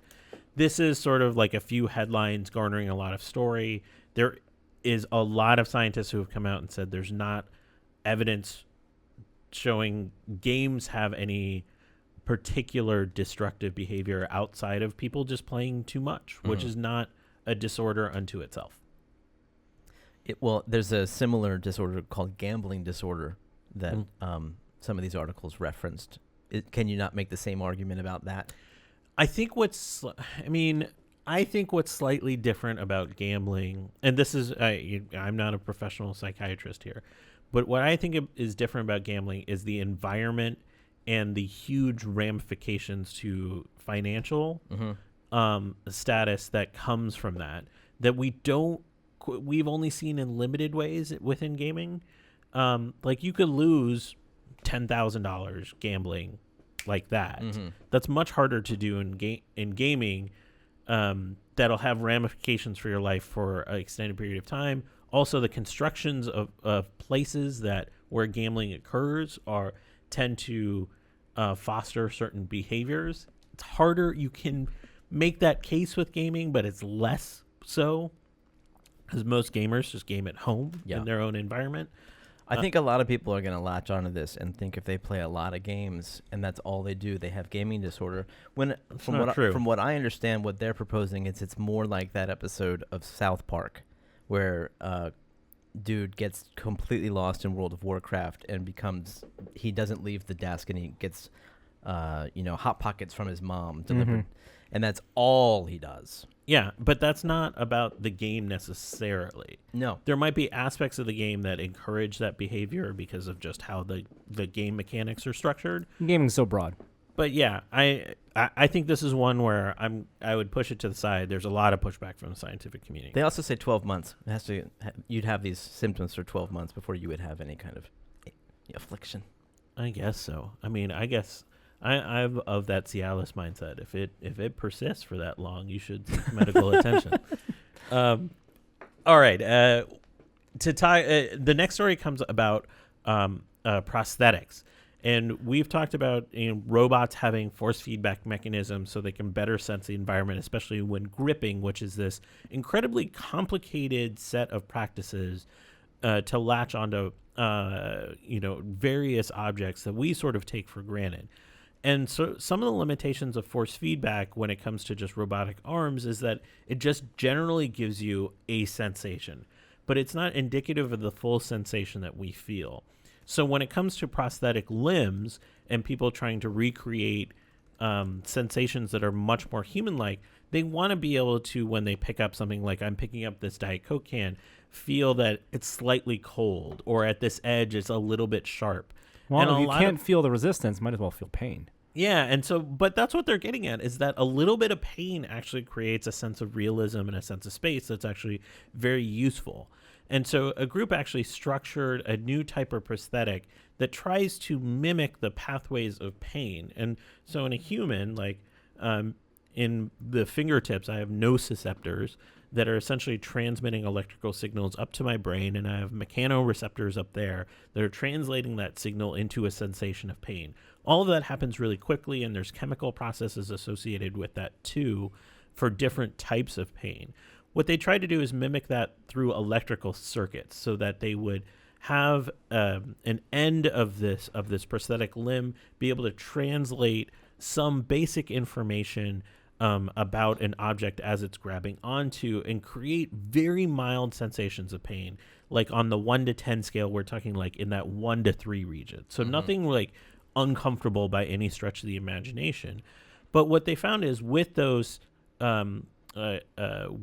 sensations, the users reported a greater deal of like a return to normalcy, if you will. Like it felt just more real. There was more presence, and they were able to better grip and hang on to objects because they had more robust information about it.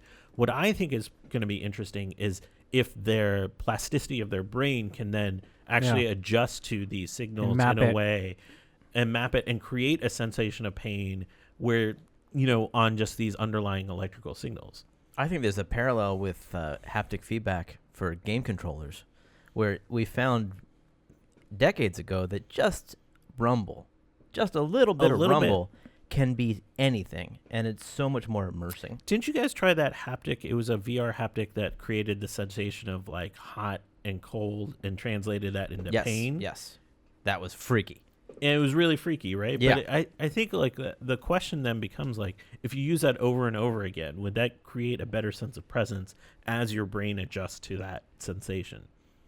I don't know. It's a I good don't know question. either. I don't either. I want to tone down the intensity of that thing, though. Well, I think that was your complaint about that. Yeah. About that. That was probably like 6, 7 on this scale, as opposed to Right. what they're trying to do here, which is much toned down, because I don't think they want to ever recreate be able to recreate a prosthetic that actually mimics real pain.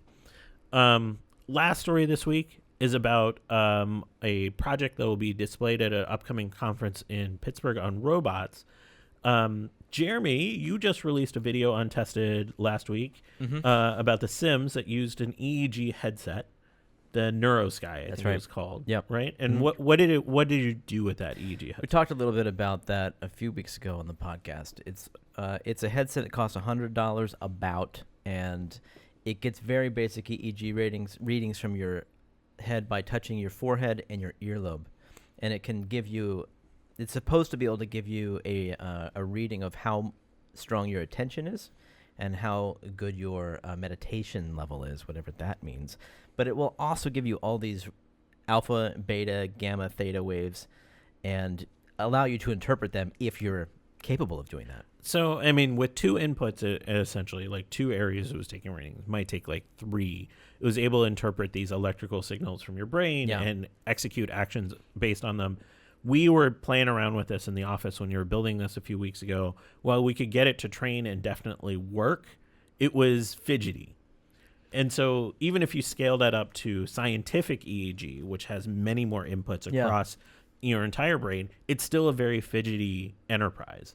And so when people have used EEG to execute actions on like a robot across the room to like, make a maneuver, like those KUKA robots, like those hand robots, like go pick up this thing or go point at this, they've always had a degree of failure of around 30%, just because of the inaccuracy of the technology to accurately read those electrical signals. For something like NeuroSky, where you even have less degrees of freedom, it's even higher than that. What this new group did was essentially pair that with a new sort of predictive technology that essentially learning what waves are happening in your brain and essentially let you to train up on them. So you don't directly command, it's error correction. Mm-hmm. Yeah. So it has like a feedback loop, essentially. So they're reporting, and we need a lot more information about this. There isn't a paper out about this, is that when they had a robot arm controlling a drill, that with this setup, they're able to get it to its location with 97% accuracy with limited training. And what does the user do in order to make the drill move? You just think about it moving to that location. It's no different than the EEG. Well, but that's very different because, I mean, I couldn't have a distinct thought and have that reflected in my readings at all. See, well, the difference here is there's some, processing that's happening that's recognizing that you want to do this task and move it here, and trains the system to recognize that signal as that thought. And then as you go through, it's catching those errors and like moving it forward. It's learning. I want to know more about that because you can't just think about a location. Like, it can't translate that. You would have to train it to move in a specific direction with a specific thought. There's probably some gestures related to this as well. In the training process, but this will be something to track going forward. All robots all the time this week. That's it.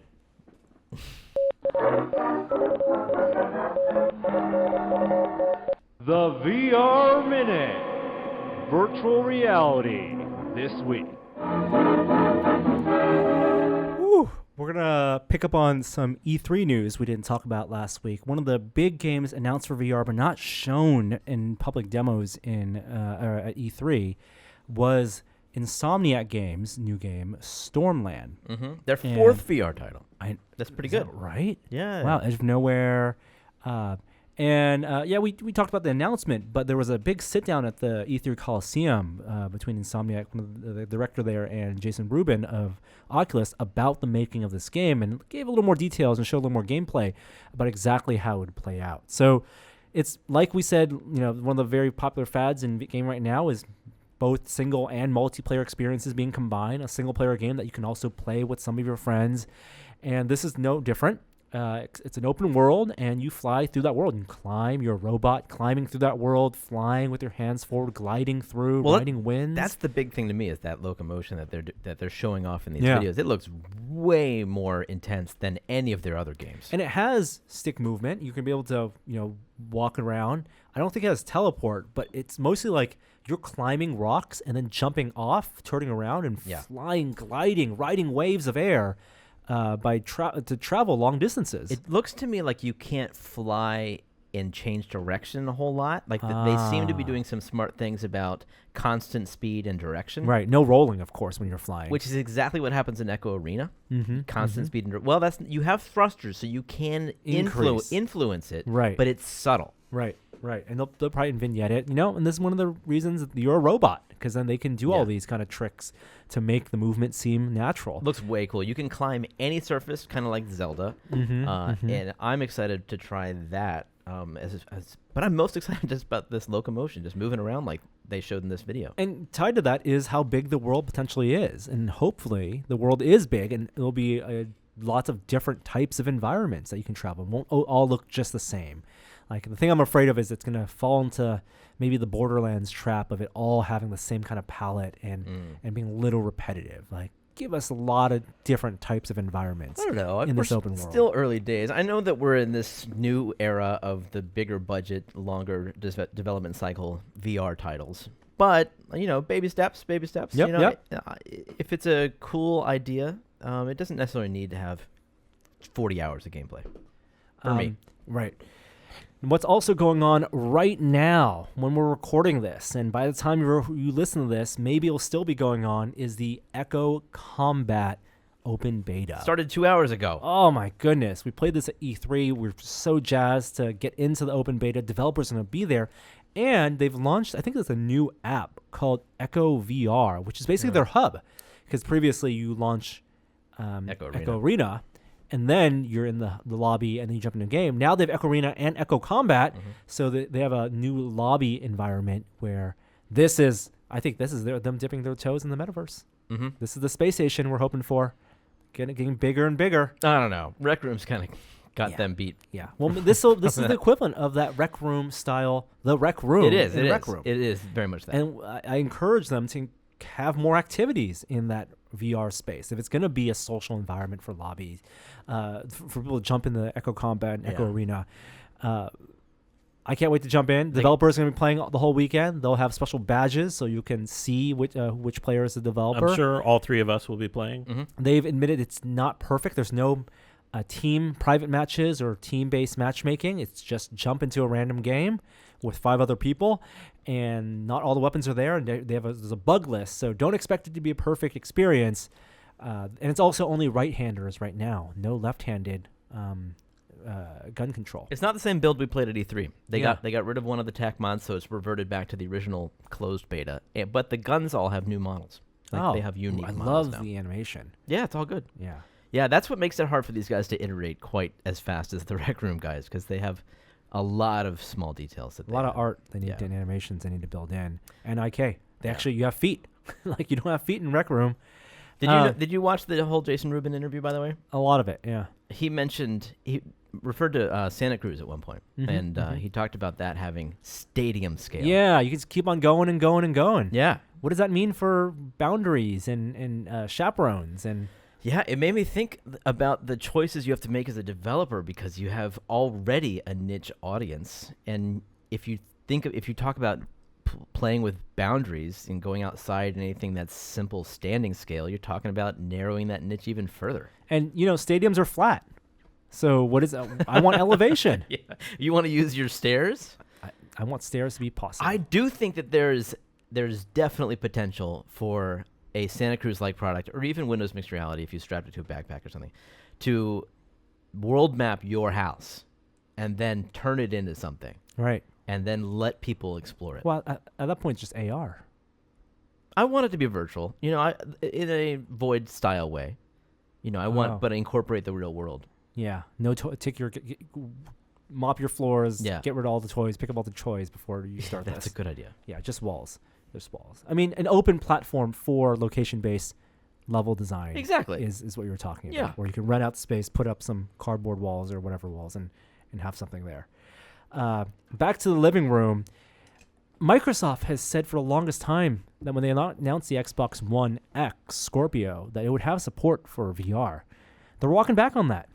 Xbox One X will have they said it's VR for them. Their Windows Mixed Reality initiative will be PC only for the foreseeable future. Disappointing, but also not surprising given their announcement last week of a new console in 2020. Why would they make investments in VR for the next 2 years? Now, I'd be super disappointed if that system in 2020 doesn't have support for VR. My feeling is that it won't. Really? I mean, it is still. I don't think the market has proven to be a system seller yet. I don't know. I think they're afraid it'll be Kinect. They're afraid it'll be like Kinect for the Xbox One. I guess it comes down to PlayStation and how jealous Microsoft is of them. Well, they're only jealous if PlayStation's making money. But there's a difference in building support for it in the system versus actually marketing and going to market with a product. Well, the Xbox One X has the support. It has all the hardware necessary. Yes. And it's such a powerful console. Like, that was one of the most exciting things about. Yeah. Is that support? Still disappointing, especially for VR enthusiasts. Last week we mentioned that Oculus and John Carmack were working on a video pre-rendered version of the Henry. Oh my God! Did you short see film. this? I did, and I made a mistake. It's not 180. It's 360. It's totally 360. It's totally 360. It's interesting because the video fidelity is great, but if you move your head quickly enough, you can see the image gets sharper and load in. Totally acceptable trade-off. I was shocked. I was shocked when I saw this video. Yeah, 360. So it's a 360 video, which is, as you said before I interrupted you, it was a rendering of the real-time Henry experience that they released for the Oculus Rift maybe 2 years ago. Yeah, the Story Studio. And I expected it to be the best video I've seen. I didn't expect it to look real-time, and it looks real-time. You can't see the compression really unless you're moving your head extremely quickly. Yeah. To new parts of the scene. Now, of course, this is for the Oculus Go and some phones on Gear VR. Yep. So you don't get 6 degrees of freedom, so it lends itself to a rendered video. If you were able to move your head around, then that would be something we haven't seen before. Right. And I think a lot of the benefit is the visual style of this being cartoony, and also a lot of the motion and action being focused in one place. So you're not seeing a lot of things happen behind you. They don't have to compensate for that in the data stream. It's 360, 60 FPS, and it maximizes those 5,000 pixels across. Yeah, so as you were saying, when you turn your head, you can see the higher resolution video resolve. And that's because of Carmack's new magic way of rendering this video, which is in strips. There's a complete 2K video that wraps around you at all times. But then whichever direction you look at, it pulls in from 3 or 4 other videos the high-res data for that area. That's why it's a pretty big file. It's like 5 gigabytes. Is it that big? Yeah. I thought it was a little over maybe 1. not, but it's big It for is big. for this film. Yeah, it's probably bigger than the real-time executable was. Yes. Yeah. The assets. But this is it. I think he's taking his lessons learned from like rendering on GPUs, Rage. Right, like his mega textures. Just render what you can see too, which was exactly the way that they did Quake. Yeah. Right. Yeah, it's super cool. On the Vive side, a couple actually big announcements. Vive a while ago opened up for SteamVR controller mapping. So taking your whatever existing VR controllers you have, whether it's the Vive ones or the Oculus Rift controllers, and then letting developers and users map the actions and buttons on those to keyboard, mouse, or gamepad. So you could basically port games to VR easily. Now they have something called Steamvr Skeletal input. And this is basically helping developers and users map their gestures or hand poses in their existing controllers to hand presence, to skeletal models. What? So you got to open the link. So basically you can on like the Vive wand. Right now, you have on the Vive wand, you have the big touchpad. Yeah. Right, and what you do on the touchpad, where your finger is placed on the touchpad, is mapped essentially to where your thumb would be in hand presence in VR. Okay. You can now make those gestures tied to other types of hand poses. Like macros. Exactly, like macros. Okay. This is because you don't have perfect one-to-one. Right. Mapping on the controllers, and we know that you don't need perfect one-to-one to make the to have believable hand presence. No, but you're never gonna get people aren't gonna buy into this unless it's natural.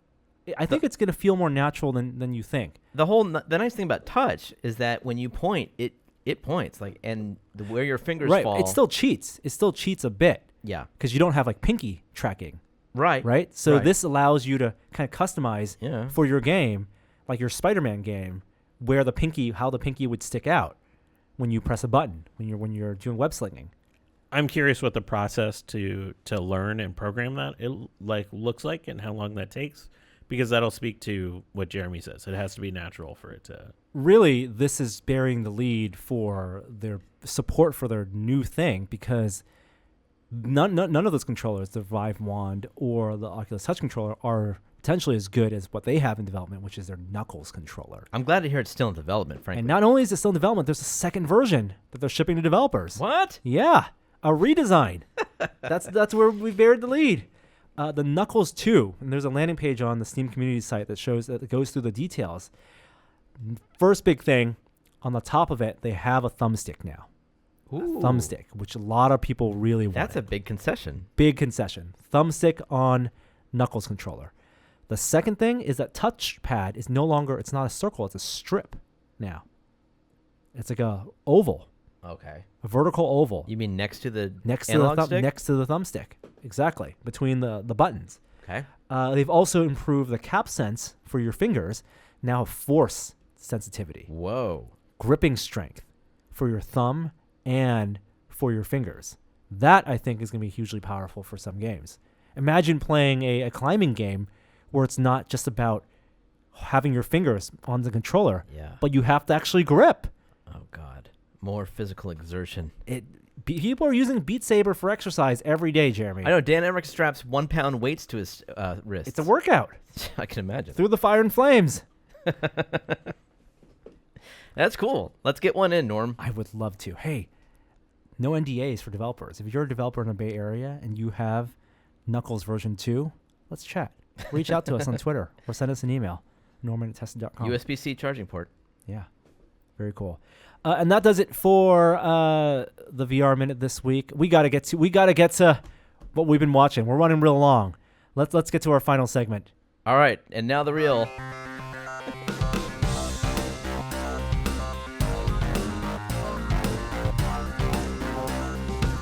Top story this week. Oh, my You just goodness. managed to shut off the lights. See, That won't do. that's much harder than you think it is. What? Changing the lights? Changing I the think we lights. got the remotes all reversed or something. Here, let me have it. All right. I've mucked this up. We- While Jeremy tries, We've attempts all to fix seen The lights. Incredibles 2. Yes. Yeah, we have. All right. Let's start with Bao. I think we should save that to the end. No, let's just not get it, because it's not going to take long. All right. It's not going to take long. Mm-hmm. Bao, right? New short. Very different than their other shorts. Aesthetically, story-wise, no dialogue, That's consistent. and it's a surrealist story. Just the moment she eats. Are we going to spoilers directly? Yeah, no, you guys, we're going to, it's all All right. spoilers. The light is green. We've got spoilers right now. If you're listening to audio, we're going to do nothing else but spoilers for the rest of the cast.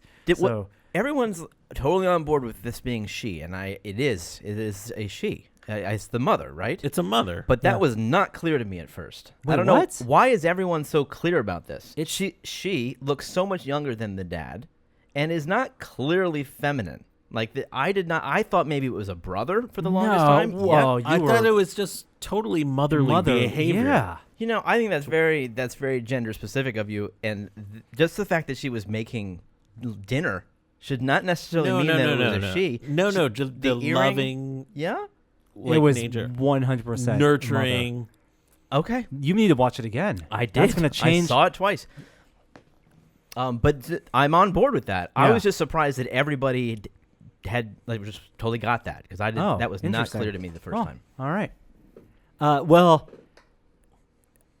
super funny, and then it got to a moment. I think is it the first Pixar short that has a turn like this? What do you mean? There's a turn in the short when she eats the dumpling.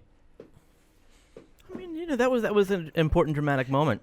People gasped. I The didn't see reactions that. were all over the place. What? I didn't see that coming, and then when the sun comes in, That was a nice reveal. it was such a great reveal, and like as a parent, I was like, oh, I get that. Also, like as a immigrant child, I also sort of Yeah. get that feeling. I've had conversations with my mom that are not so dissimilar to the feeling She'd want to consume you. She'd want to put you back in the womb. No, that idea of protection. Yeah, That's what it that was. got That's personal. not where he went. That got personal real quick.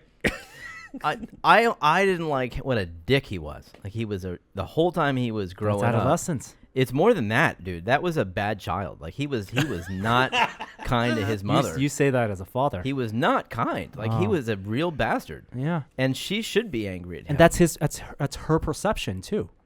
That's what she remembers. That's all we have to base our judgment on. We didn't see his But I think that the perspective. point of that short film is that's how parents feel when their children leave them. They remember they're so hurt that they remember the good parts, and they remember it suddenly turning. Bow's gonna bow, man. That's not bad. I will say, like, it's not as crowd pleasing as like the Puffin one and like some of the other ones they had, Day and and I night. appreciate that. Yeah. Mm-hmm. Yeah. And like that is the short is the exact place they should be taking risks like this. Mm-hmm. Mm-hmm. I enjoyed the spit out of it. Spit. Okay. All right. I like the dad watching TV at dinner. Like that just seemed very real. It The whole wasn't- thing- It wasn't saccharine. It was directed by someone from who related her personal experience to this, right? And they modeled the home after her childhood home. And What role would she have played in her personal experience? she was a child who, in her conversations with her mother, like her mother at times would say, and these are from interviews. Yeah. I wish I could keep you forever. Yeah. And every child has to leave their parents at some point, and every parent feels traumatic about it. Yeah. And This isn't the first time they've when done your that. children leave you, maybe you'll feel the same way. This isn't the first time they've done that with the director of the short, like Sanjay Super Team, very similar, modeled after his childhood, like very drawing from a lot of personal stories of the creator. So I just felt like that was a little more relatable. This one was well, for me it was, yeah.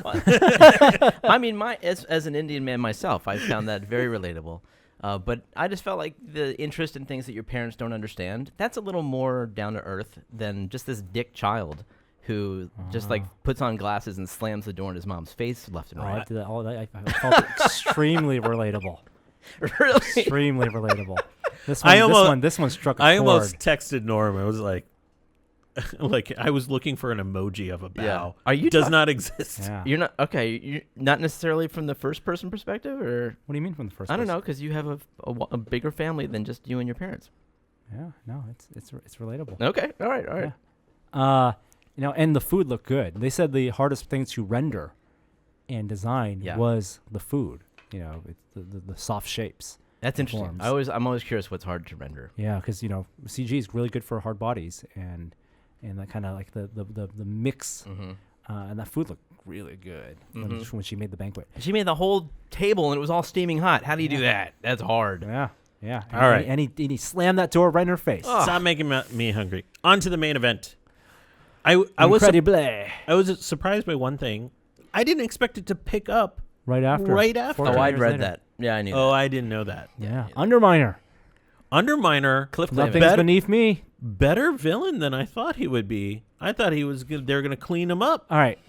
I don't know how to talk about this because while the three of us have not gone into the specifics of this movie, I think I can feel where this is going. So, Jeremy, the resident should go Pixar, first. All right. Well, look, you talk about The Incredibles. You're talking about one of the best movies ever made, right? Can we all agree on that? yes. One of the, my arguably, favorite Pixar movie. Pixar has made 20 movies to date, and I think The Incredibles was the 6th movie that they made. I think you could argue that it is still the best of their entire catalog. It might not be, and you might not agree with that, but you could make that argument. It is definitely in the top 5. So when you're talking about a sequel, it's hard. You're living up to true greatness. So what I went into was hoping that it would be just as good as The Incredibles. I'm not sure that it is, but it is a great movie. They did a great job. It has all the things you want to see. It has the family using their powers together, which is we got at the end of The Incredibles. So you get more of that. You get probably the best action scenes in Pixar's catalog. They were amazing action scenes with choreography that just knocks you out left and right. I mean, great camera work.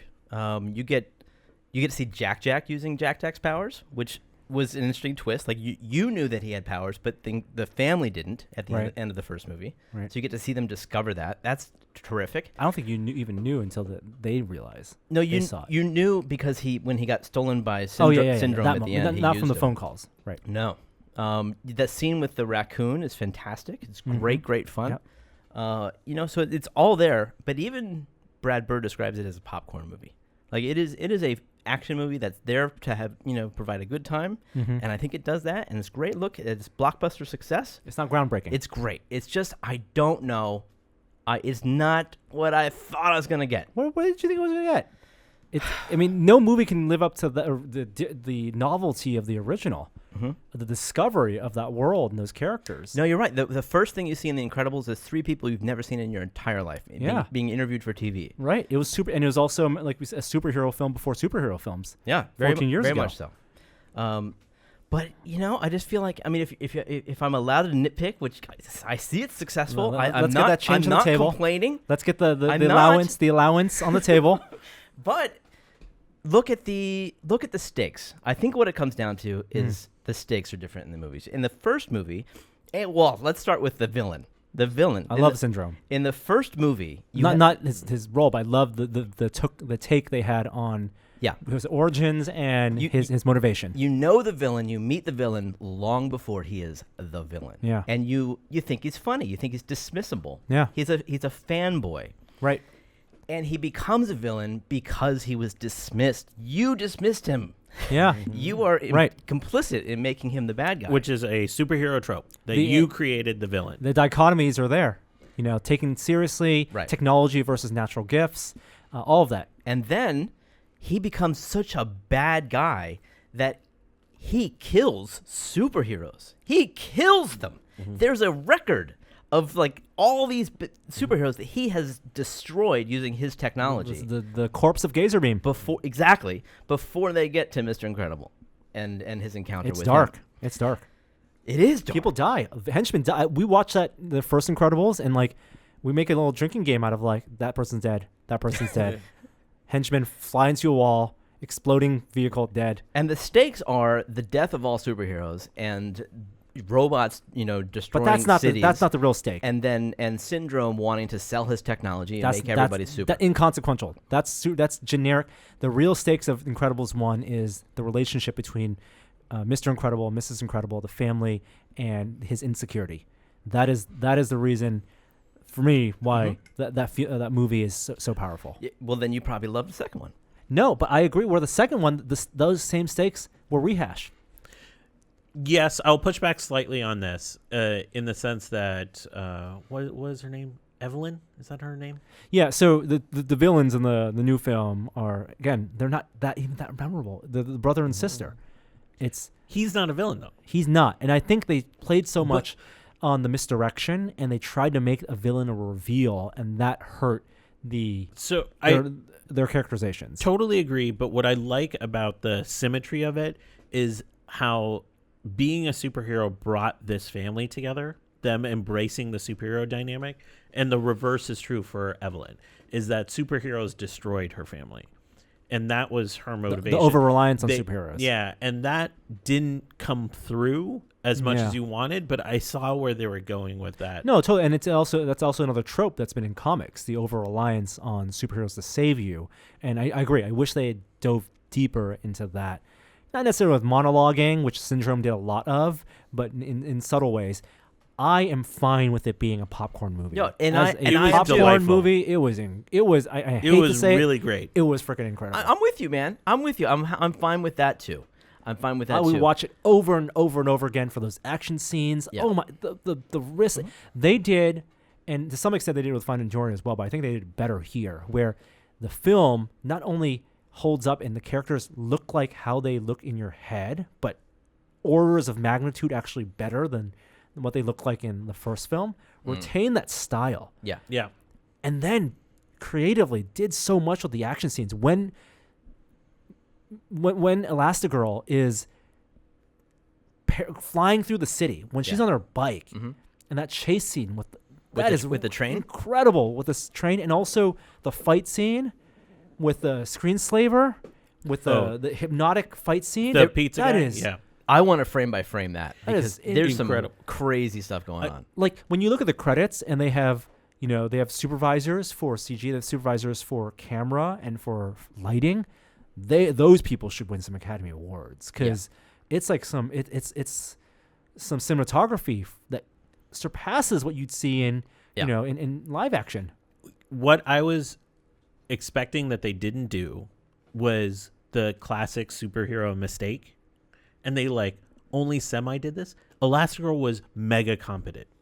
I thought they were setting her up for like some sort of failure or something else where everyone has to come in and kind of save her. And while that still kind of happened, it didn't happen because of like she was always on top of stuff, figuring it out. She was the one pushing the story forward. I thought that was phenomenal.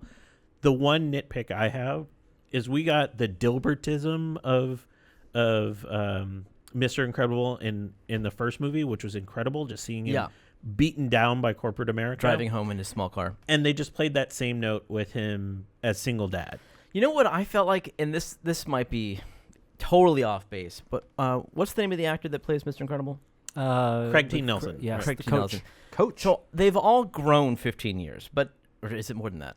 14 years. 14 years. But his voice probably sounds the most different, although except for Dash. I don't know how they remade Dash's voice. They found a new kid. Did they? Yeah. It's not the same actor? It's a different actor. He did a great job. Like, he sounded just like him. But Craig T. Nelson's voice sounds a little bit like an older gentleman now. And I felt like they gave him a role where that would work, where he's exhausted. Yeah. Like, he's gotten no sleep. He's doing all these things that he has no idea how to do. They changed math on him. Yeah. That was pretty funny. Jack was a little overpowered for me. Oh, I love that. It was baby. It was what a baby is. It's But like, he didn't. It wasn't overpowered where he saved the day. No, it was overpowered I guess in that's that, true. like, it was just you had the raccoon fight scene, which is like its own. That was short film amazing. Yeah. It was like a short film. of just British style like physical comedy, right? And they had the payoff with the laser beams and everything. Everything paid off, and yeah, they hit a lot of the same notes with Edna Mode, but like it was hilarious. Yeah. It was so well written and directed. It was totally enjoyable. Last week, I said there was a review that said a sequel worthy of the original, and I think it lived up to that line. Okay, now hold on. That's my whole point. Is it didn't. No, worthy of the original for sure. As a sequel, it's not as good as. Okay. Worthy is different than as good as. There's a lot of nuance there. Like in the first movie, you remember when they're when Mrs. Incredible is going to save Mr. Incredible, and the kids stow away, and she's angry at them. Yeah. And Elastigirl. What's called her? what did I say? Mrs. Incredible. Oh God, that's horrible. Yeah. No, sorry, Elastigirl. And then the missiles get shot at the plane, and then she tells Violet to, do a force field around the plane. You have to do this. Yeah. There's moments of vulnerability. And she tries and she tries, and she doesn't do it. Yeah. That was an incredible moment. Yeah. And it's because like they never let her use her powers, right? Like Yeah. while she was growing up, and then there's this whole subtext to it. You don't have that in this movie. There's no moment like that of unexpected failure. And that's like those are the scenes I wanted, because that's the real family stuff. Yeah. I think agree. It was a lot of more of the same in done really, really well. I gotta say, I loved Underminer at the end of the last film. I like him more now. You loved Underminer. Right on, man. Come on, Yeah. he was one of the best characters from the first film. He's funny. It's I a like great way him to end the even movie. more. Score was consistent. What? The score. Oh, the Yeah. score was great. The score was great. I love the music in those movies. It looked at I keep on going to that one shot where she's going through the city, and it's very like sepia toned. You mean when And- she's on the hunt? Yeah, Using her on the scanner? hunt. Yeah. Yeah. That's very cool. Loved how everything looked. Sarah Vowell, I thought, did an even better job this time around. Being as Violet. the voice of Violet. She's really good. Yeah. I loved the new superheroes. For the most part, I think Void has the most interesting powers maybe Yeah. of any superhero. When Void activates the portal, and they're like when they're trying to get on the plane, Yeah. and she can't get Elastigirl on the plane, and then has the portal flip upside down. Yeah, she flies. And she has the back. momentum. Yeah. I love that. Moment. Yeah. You want to use that. You want to Yeah. fly through those. Oh yeah. You want her as a Oh, friend. yeah, and it's a fun thing when they were fighting each other too. Yeah. Although the character felt oddly DreamWorksy to me. Like if there was a superhero in How to Train Your Dragon, I think it would be Void. She seemed very, Yeah. I don't know. Yeah, I don't know if they were made to be super memorable, but yeah, they needed villains to fight. I'll ask one provocative question. You think it's good enough to get a Best Picture nomination? No, Like, we're waiting for that animated movie to finally break through I don't- and get a Best Picture nomination. I don't think this is it. I don't think so. I don't think so either. But I don't think it's because it may not be one of the 5 best films of the year. I think it's just because of the bias that exists. It may end up being one of the 5 best films of the year, or 10 best. Now, whatever. I'm glad we have it. However, for me, this is an example of demanding something from a director, the director giving you what they've got, and you saying, okay, well, maybe that's why you haven't made it yet. Because it's not. Yeah. It's hard to live up to the first one. I don't. Do you need another one? Definitely not need, but I would love another one of these. I mean, this is a TV series. Every movie ends with a cliffhanger. This is supposed to be a TV show. Yeah. I could see this being a. Would you rather Brad Bird make Incredibles 3 or do something new and have someone else be okay writing and directing Incredibles 3? Those are the only 2 movies in Pixar's pantheon that have been written and directed by one person. So I don't know if he would let go. That's a tough thing. See, I mean, given what he did with something like Iron Giant, which is, I think, a classic that will live generations, I want to see him do something new. Yeah, but he's done a few films since Incredibles. Sure. All live action. Yeah. Ooh, all right. We got through our spoilers. We got through everything. It's like especially long podcast this week. Thank you all out there for listening. I may not be here next week, depending on when we record, because I'm going to go to New York. I would love some food recommendations for New York. I don't want to go to a lot of the same places again, because sure, you and I should talk definitely after the podcast about that. And if you know of cool things to do in New York, feel free to send them my way. We're definitely going to do Intrepid Museum, Museum Moving Image, all that jazz. But thanks for listening, and do we have an outro? I don't know. Let me see. Let me check it out. Maybe. Yeah. Maybe. You want the earliest one I've got from 6 years ago? Let's do it. All right, here we go. Oh, that's Will's actual template. Yeah, not the template. Not the template. Not the template. The template would just be the next empty one after sounds. the That's template. funny. Oh gosh. I don't know if any of them exist. Oh wow. All right. Sorry, I'm gonna go to newest then. I'll do an old one from the new team. Here's one from 9 months ago. Hi there, I didn't see you.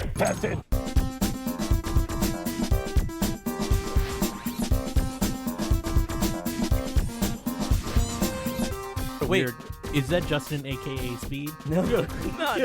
That would have been funny. No, I believe his name is Michael.